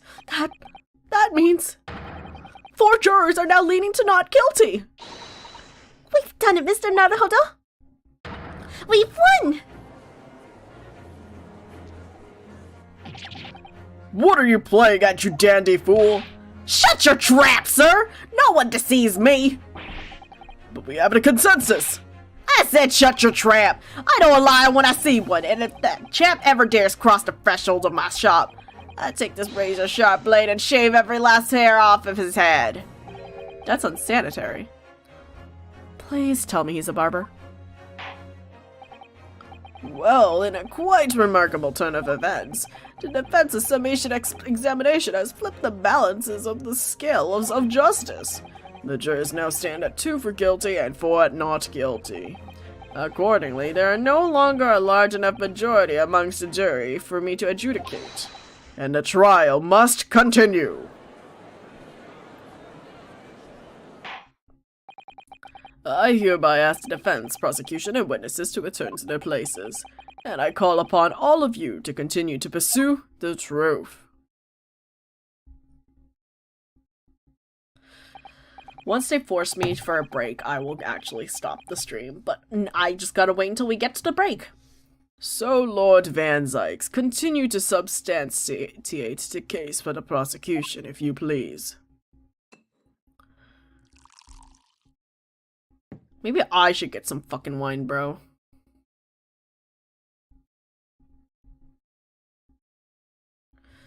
Maybe I should actually get some wine. I still have some left over from 2 Christmases ago. Jesus fucking Christ! Having savored the rich aroma of the carmine contents of this hallowed chalice, it may seem crass to crush it to dust. Pray forgive the discourtesy. Lord Van Zykes! Is it cold in here or is it just me? As your antiquated tomb no doubt says, the prosecution may not speak during a summation examination. So I honor the deathly silence and listen to the charade. It seems I overestimated the intelligence of the jury. Rude? Well, no matter. There is nothing so hard to prove as a self-evident truth, it would seem. No. And why else would we grace the courtroom with our presence, after all? So, let us proceed to the next round of battle. Oh, he took off his cloak. Bring forth the witnesses, once more. I thought we were gonna have a fucking break, but we're not having a break. Witnesses, I trust you heard the summation explanation we had just had to endure. Oh, yes, sir, that I did, sir. Of course I heard it. Oh, yes, sir, I heard it. You, sir, on the end, the coachman, I believe it's a Beppo? Yes, sir, my lord, sir. If it transpires that in your previous testimony you were attempting to veil the presence of a 5th passenger on your omnibus, you will be found guilty of perjury. You are advised to bear that in mind, sir. Oh, mio Dio. Oh. Now then, witnesses, I hereby call on you to testify before the court again. You will explain the various misgivings brought onto our attention by the defense's summation explanation.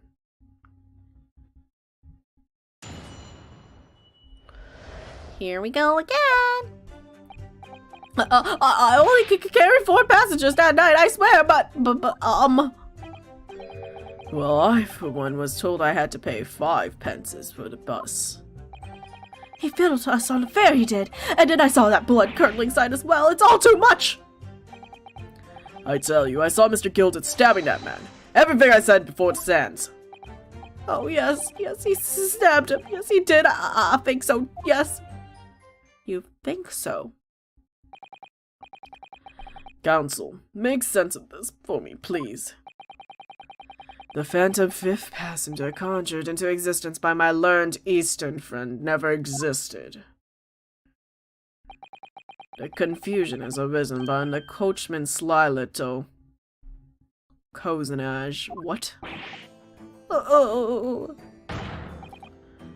Beppo, explain yourself! I'm terribly sorry, Guildmaster. The guild fare is 4 pence across the board, you know that. Am I to understand that you've been overcharging our passengers by a penny a fare? It's so cold in the last run of the day is always half empty. You have been dishonest, coachman. I'm sorry. You're a disgrace, Beppo. A disgrace. And your selfish actions have brought dishonor on the entire guild. If I may, sir. I had to pay 10 pence on the bus just last week. What? 4 passengers at 5 pence each, yes, 20 pence. I've done arithmetic 10 times already, but I just can't make the results come out differently. No, that figures. Well, it would appear that one of the aforementioned misgivings has already been explained. So, counsel for the defense, your cross-examination, if you please. We've already had the pleasure of protracted summation examination today. As you intend to continue the parlor games? Absolutely.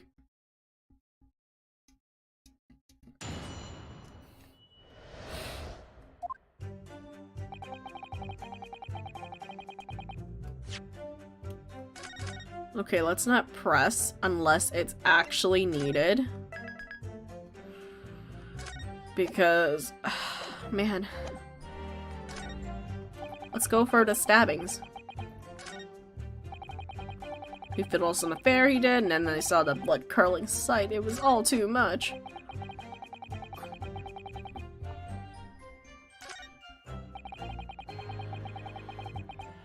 What do you mean you think so? Okay.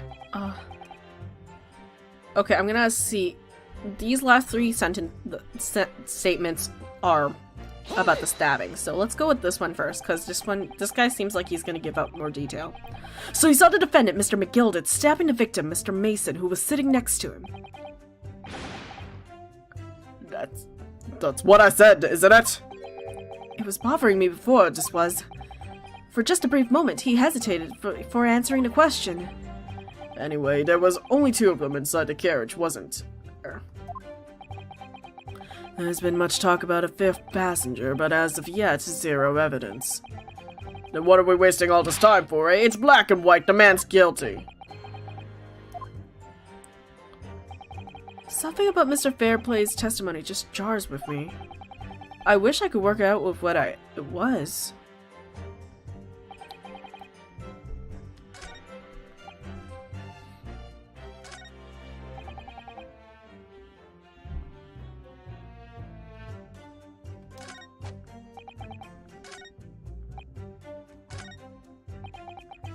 I saw Mr. McGilded stabbing that man. Everything I said before stands.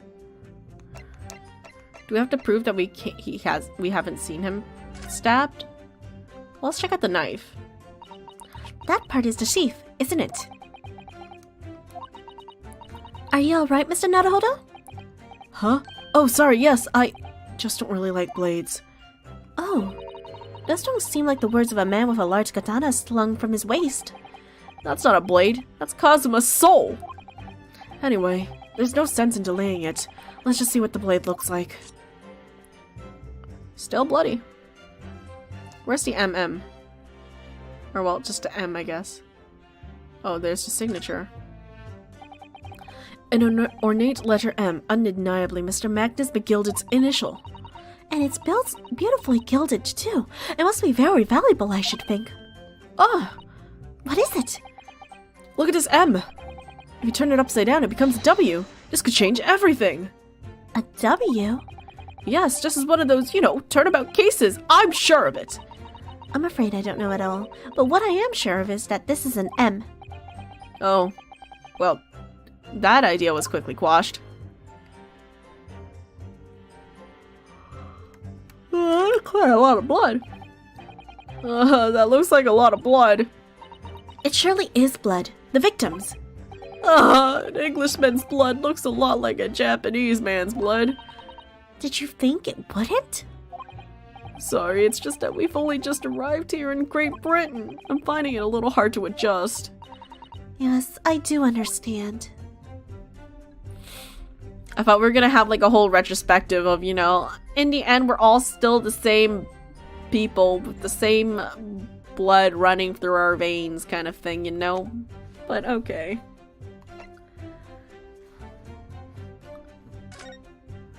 Alright, any funky little evidences here? No? Okay, we'll just have to open it. This portfolio must contain all sorts of secrets of the London's gentry. Oh dear, do you really think we should be out to look inside? Well, it's not as though we know any of London's gentry personally, is it? Apart from our great detective friend, perhaps. Actually, I wonder... I assure you will not find Mr. Sholmes' name inside. Well, let's see what we find.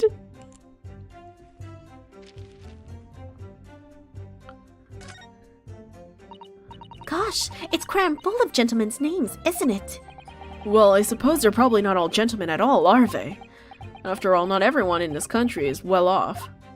Ah, goodness! What is it? Look at this! Do you see the name here? Bruce Fairplay. Should that mean something to me? It does sound strangely familiar, actually. Come on, dude. Bruce Fairplay! The witness testifying at this very moment! Oh, yes, of course, the banker! Why is his name in here? Oh, he borrowed 20 Guinness, did he? And look, the repayment date is fast approaching. It's possible that this is just a coincidence, of course, but this could be very useful information.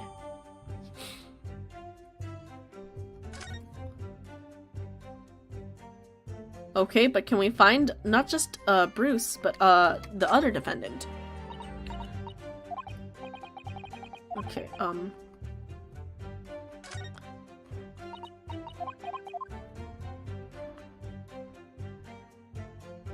well,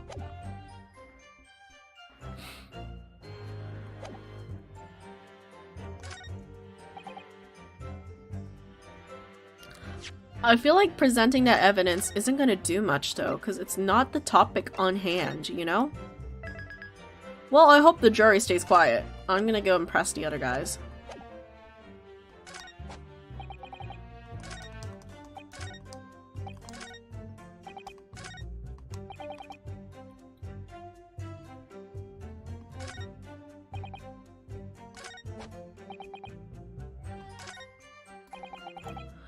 Okay, let's press this for now. Because he thought he saw him. Earlier, you testified that you saw the moment where the defendant allegedly stabbed the victim, didn't you? Oh, yes, that's right. You said that the victim was on the floor and described the assailant holding a knife in an ice pick grip.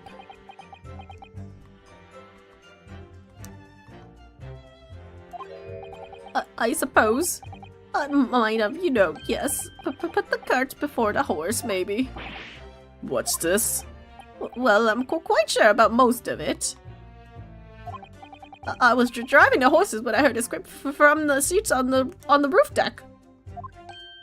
Oh, I expect that was me, sir. Then when I turned around, yes, I saw it through the skylight. The gentleman was on the floor and the knife was sticking out of his midriff. That's right, yes, and the fellow holding the handle was a famous man, yes. So, in short, you didn't see the moment when the victim was actually stabbed at all. I really thought I did, but when I could go over it in my head again, no, I suppose I didn't actually see the precise moment of the stabbing, did I? Excuse me. Oh, it was very obvious. I thought I had to look for subtleties. Do you have something to say about that, Mr. Fairplay? Now you listen to me, I know what you're thinking. He didn't really see the exact moment the fellow was stabbed. What are the chances of that? Are you asking me or telling me? He's getting flustered. I might be able to extract some new information from him if I ask him cleverly. Could he have just happened to see the exact moment the crime was committed?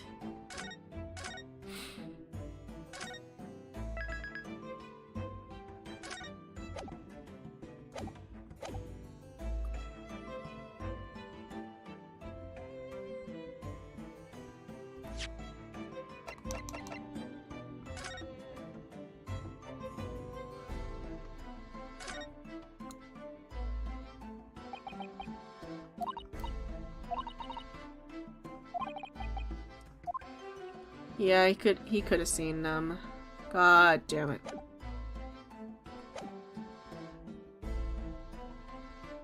some days are just like that. Well, I suppose some days are like that. Sooner or later you'll see something you wish you hadn't.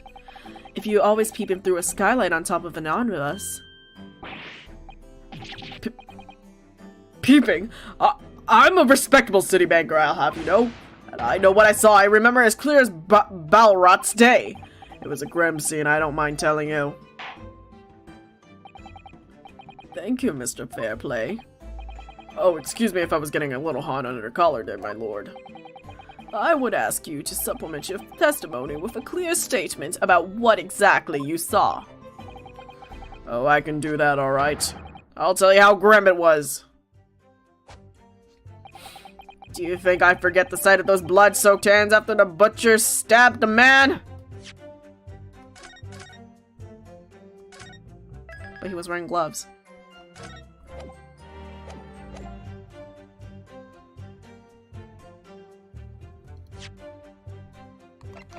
Objection! Blood-soaked hands? Well, I admit that soaked may be laying it on a little thick, but... But anyway, there were definitely blood all over them. Both of them were covered in it. Well, I'm very sorry to disagree, Mr. Fairplay, but that's more than a little peculiar. What? Here are the gloves worn by the defendant, Mr. McGilded, on the night in question. Oh, yes, right. And there certainly does appear to be a sizable dark-colored stain there, but as I'm sure you can clearly see, it's only on the right-hand glove. In short, Mr. Fairplay, your testimony is inconsistent. But no, that can't be right. So you're the liar here then. That's right, you were quite clear about it. You said it was both hands.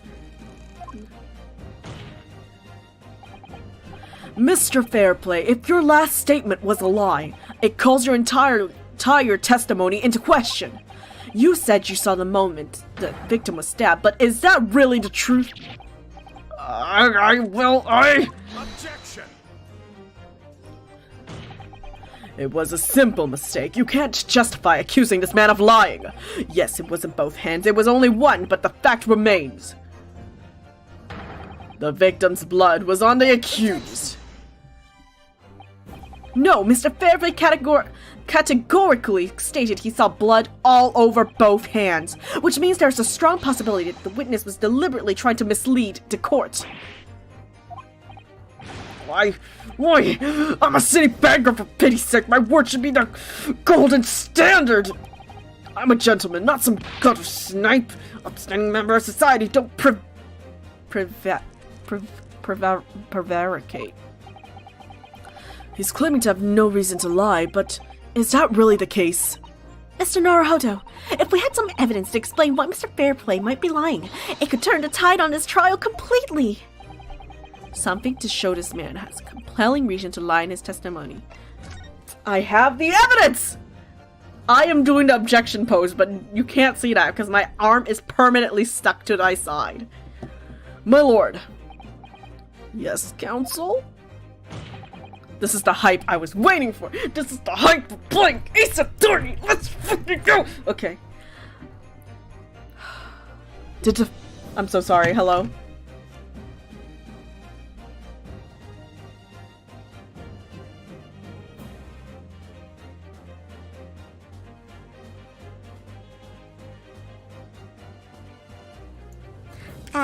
I don't know if someone knocked on my door, or if there, maybe someone's here to do business, but it's not business hours right now, so I don't know. But or maybe I just knocked something down because I was shaking the room screaming. Okay. Anyway. The defense is ready to present evidence. By Jove, are you sure? Yes, evidence that will clearly demonstrate why Mr. Fairplay has reason to lie in his testimony.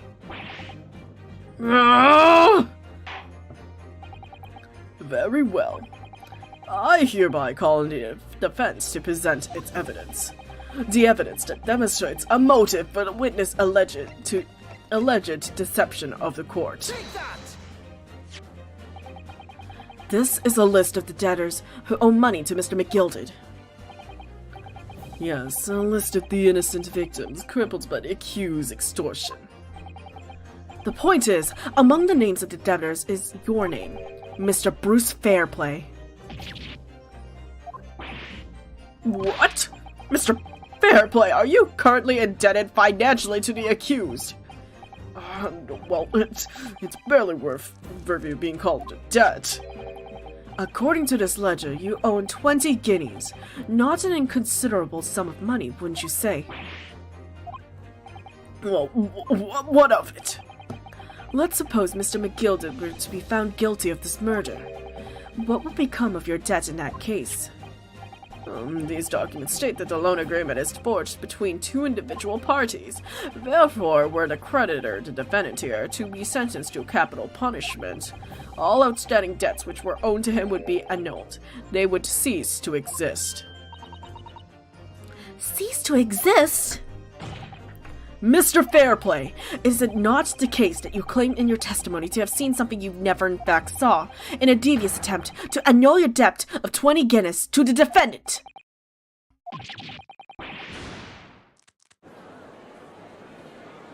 Guess not even the full breakdown. We got more things to do. Where's my log? Let me ask you again. And be aware that your answer may have most serious implications upon your future, sir. Did you or did you not see the precise moment in time at which the defendant is alleged to have thrust a knife into the victim?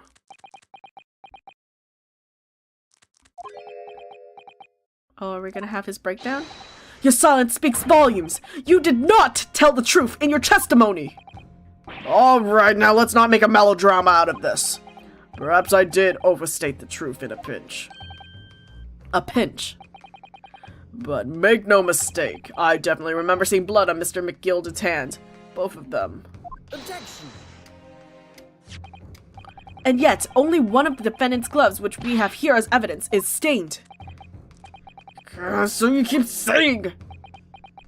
First, you seem like you have something to say. I wonder if I might be allowed to speak, sir. Go ahead, Mr. First. Well, the thing is, I think I remember seeing it myself as it happened. Seeing what? The blood, sir, on the assailant's hand. I think, yes. I'm almost certain it was on both his hands, not just one. What? What? This court is going wild. This court is chaotic. We got a Debbie to do. It would appear that we're going to need further testimony from all you witnesses. This time, I would like to know precisely what you did and what you did not see. Do I make myself perfectly clear? Mr. Naruhodo, this is good news. The course of the trial has shifted slightly at last. Yes! I might finally have a chance to turn things around here.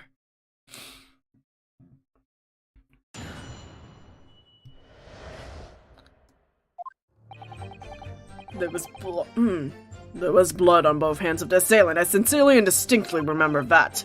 However, I suppose you might say that I didn't see the exact moment of the stabbing transpire, if that matters. I remember seeing the knife, and I remember seeing both the attacker's hands with blood on them. I didn't actually see anything myself, no, not until I heard that scream. Anyway, the fact remains, there can't be anyone else in that carriage, or we all would have seen.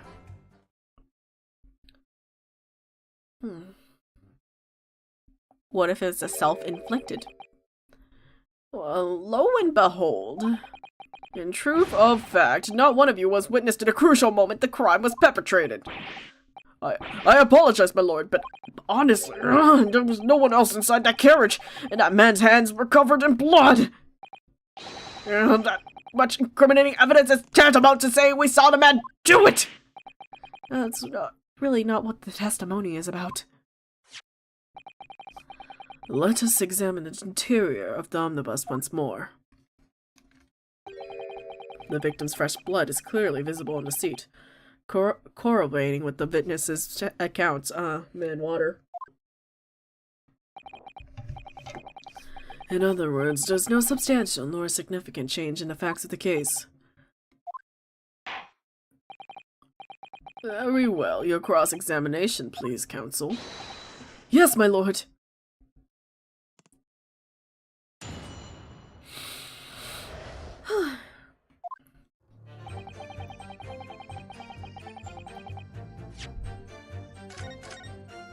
I think maybe it was a self-inflicted stab.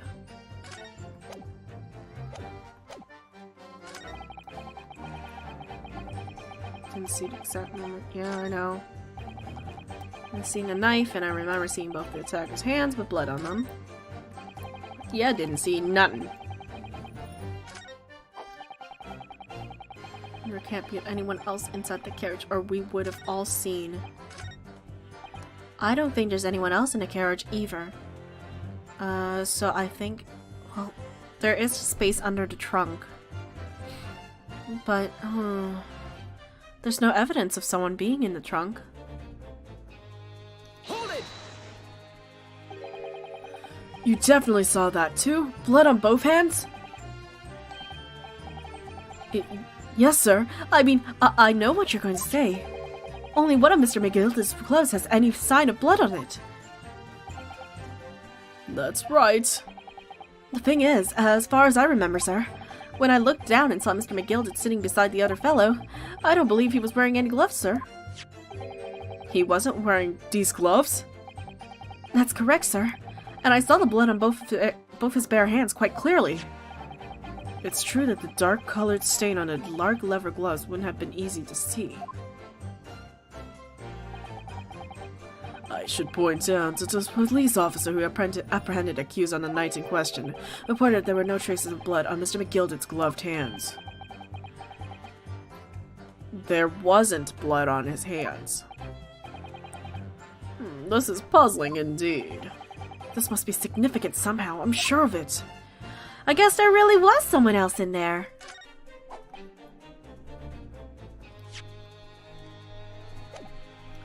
Hold it! And everything you saw at the incident was through the skylight at the roof of the omnibus? That's right, it was fiercely cold that night, but the glass was unfrosted over.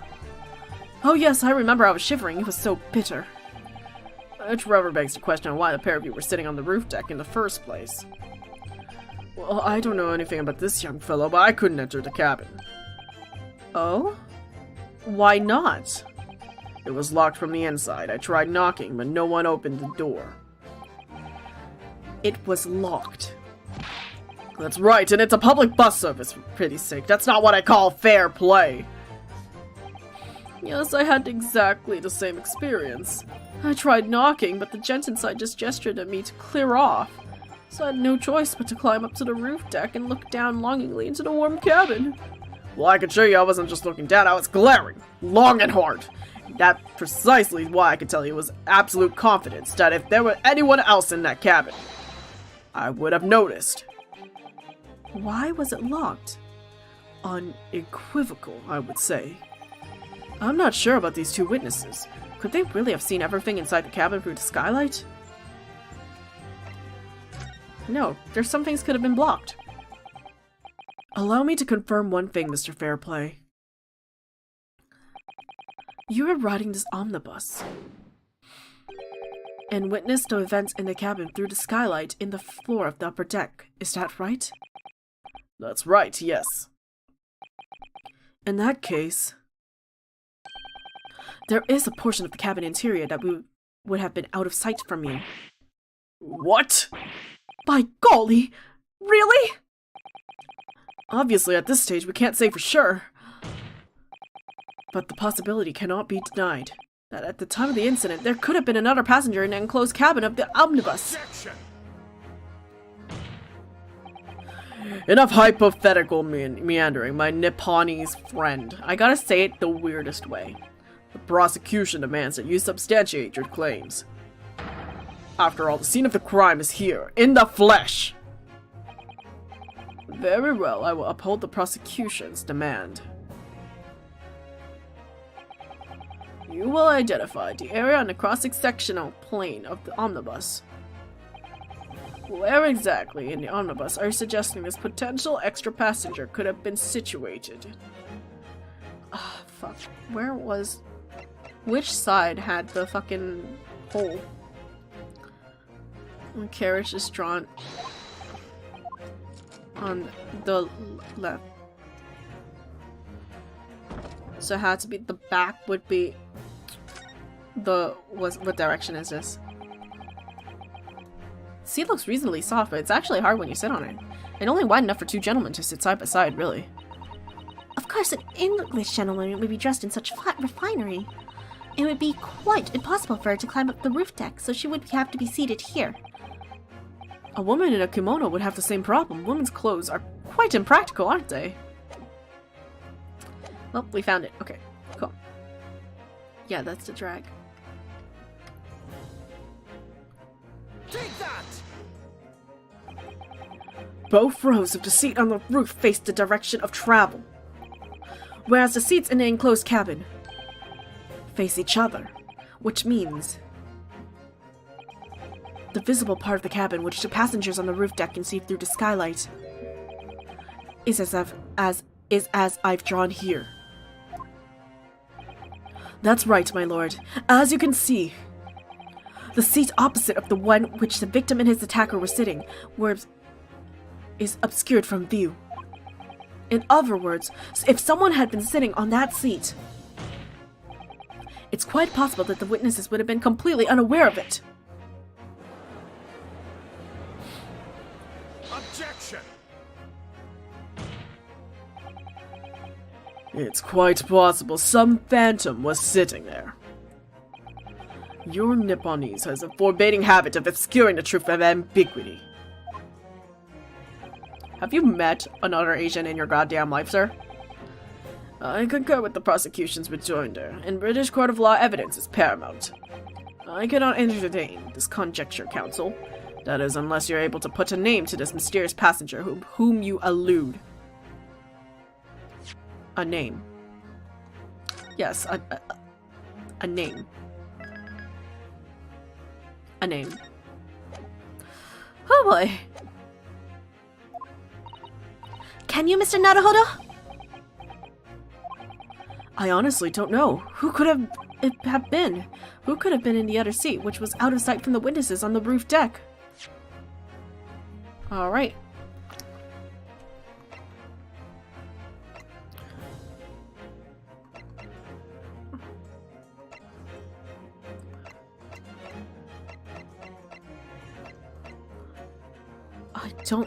I don't know. I don't even have the jury here.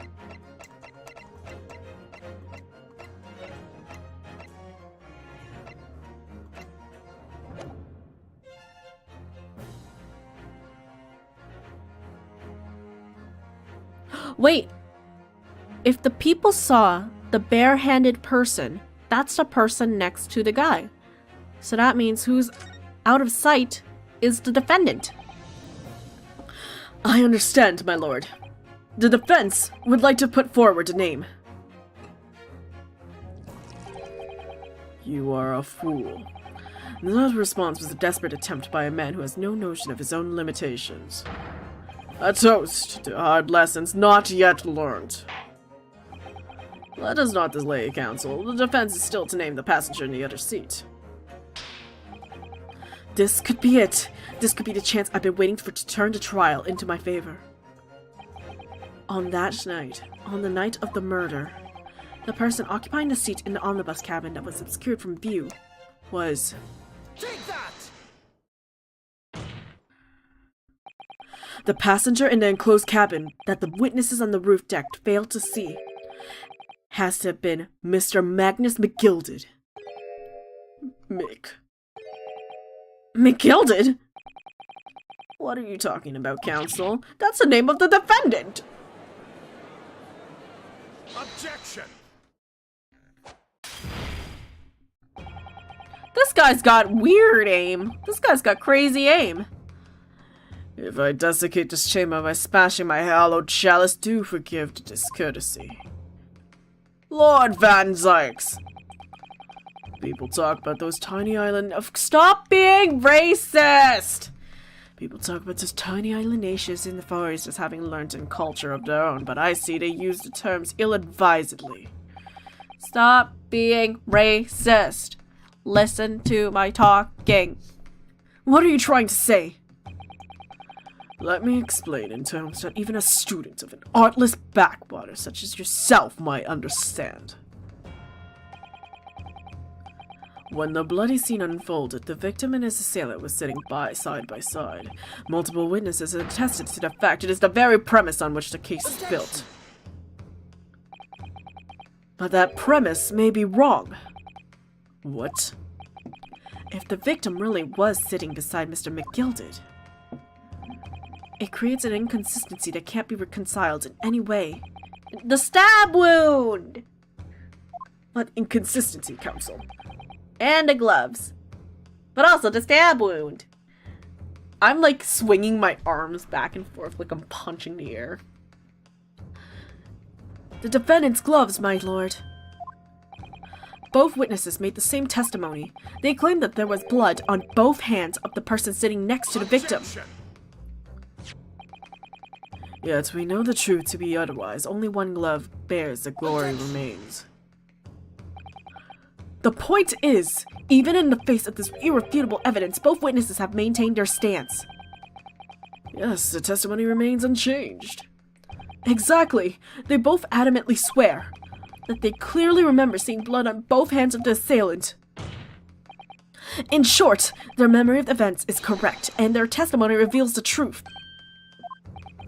It was somebody else sitting beside the victim that night, a third party we have yet to identify. And the victim's blood was on that passenger's hands, both of them. And who is this third party? Obviously, the true culprit. Extraordinary! Order! Order harder! What exactly are you postulating? The defense postulation is just that, nothing more than conjecture. The witnesses have clearly stated that they saw the accused.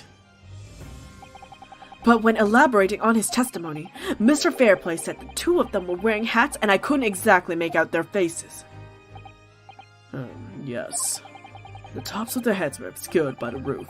I could see the rest of them, though. Yes, that's right. Both gents were most certainly hatted. Hatters do tend to notice such things, sir. And what particular styles of hats did the two gentlemen spot, Mr. First? I'm afraid I don't remember. And you call yourself a hatter? The style of hat makes no difference. There was no third passenger in the cabin. How could you be so sure? Because if there had been, the accused Mr. McGilded would undoubtedly have been offered to dispose the fact. Unless, that is, you are proposing an even more preposterous explanation. That the accused failed to even notice the presence of the true culprit in the very cabin in which he traveled? Oh! Well, he was asleep. Was he drugged? He's right. If there was another person traveling in an enclosed cabin of the omnibus, it's inconceivable that Mr. McGilded would have been unaware of it. Order? There's certainly been a simple solution to this problem. Bring the accused, Mr. McGilded, to the stand. Well, what'd you say, counsel? The prosecution objects, my lord. On what grounds? As a suspect, he would have already made full statement to the police. But what if there's some reason he's unable to speak freely?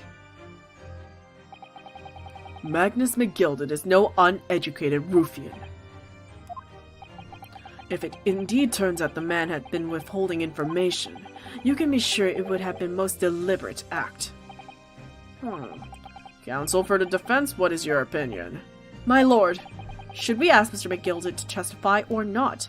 Hell yeah! He got stuffed in the trunk, didn't he?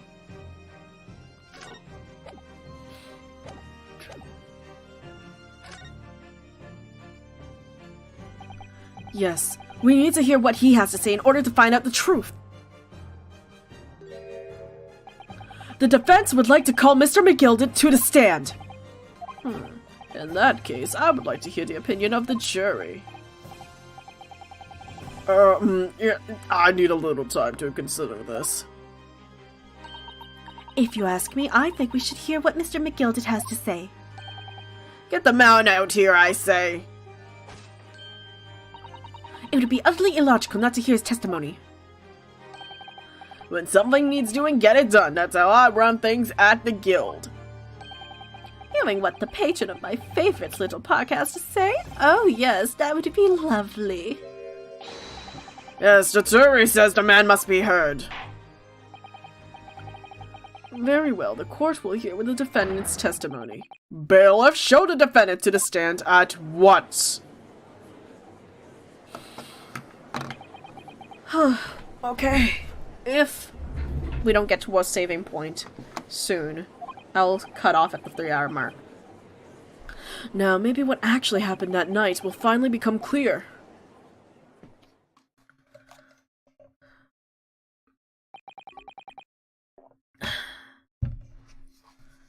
Let proceedings be resumed. Mr. McGilded, have you been listening to the discourse of the day? To be sure I have, my lord. There are now 2 matters on which the court desires to hear from you. The first is whether or not there was a third party with you in the omnibus cabin as proposed by the defense. The second is that if such a person was indeed present, why did you conceal that fact from the police? Begad, no, 'tis not in my nature to hide anything at all. Just answer the question, please. The truth of the matter is, I've been desperate about this all along. Do tell yous all, or keep me mouth shut. Tell us what, Mr. McGilded? The fine fellow representing me is absolutely right. In the carriage of the night with myself and one and the other man, there was another passenger. It's true? Aye, and 'twas me who helped the little urchin get away after it all happened. You... What?!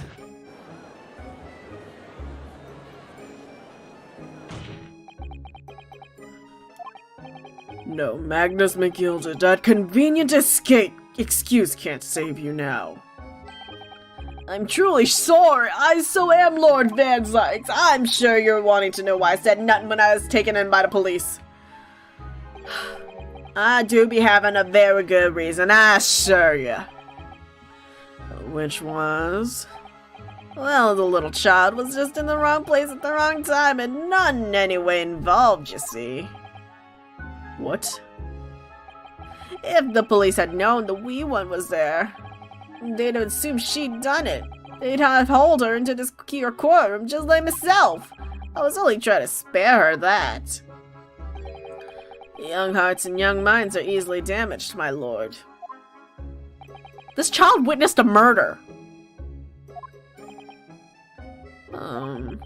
And who was this young child of whom you speak? That I don't know. You don't know?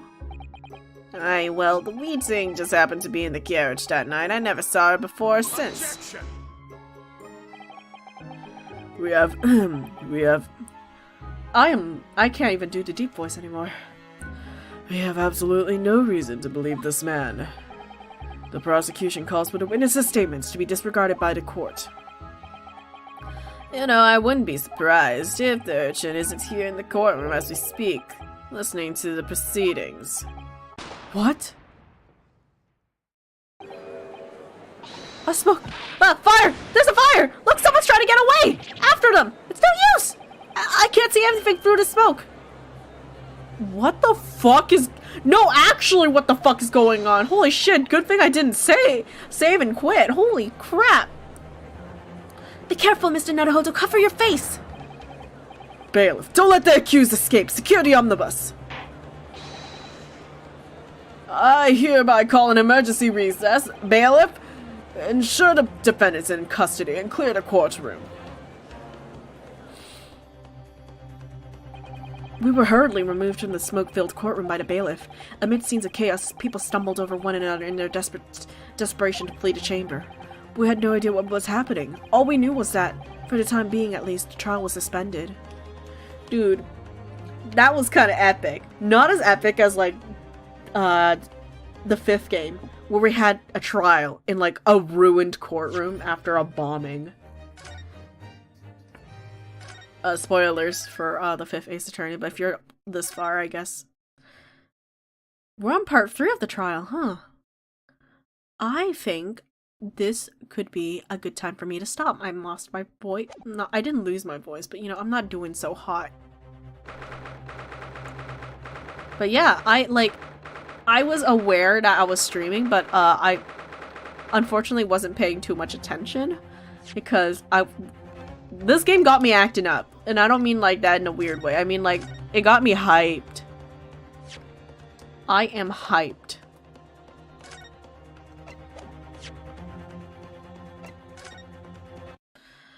Whew. So that is the trial. I guess they're not going to do it the classic Ace Attorney way where in this game where you investigate and then you defend right after. Well, what can you do? Huh. Where is my just chatting? Anyway, I'm done. I'm tired. I wasn't actually gonna stream. I was gonna actually cancel the stream, but I was like, just push it. Just push through. I'm glad I did. I love Ace Attorney. I love how stupid it is. I know it's not realistic. Nothing in it is realistic. It's just a fun game. And like, you don't really play in games where you kind of like fight in a court of law or like you fight in words with other games, but this is like the OG kind of like, it's a game where there's like intense action, but you just use your words to fight. It's very neat. And I know, like, you know, I'm pretty sure Danganronpa took some inspiration from Ace Attorney as well. And it's just, you know, I enjoy it a lot. Anyway, thank you for joining me if you're still here. And I am now heading off. Good night. And stuff.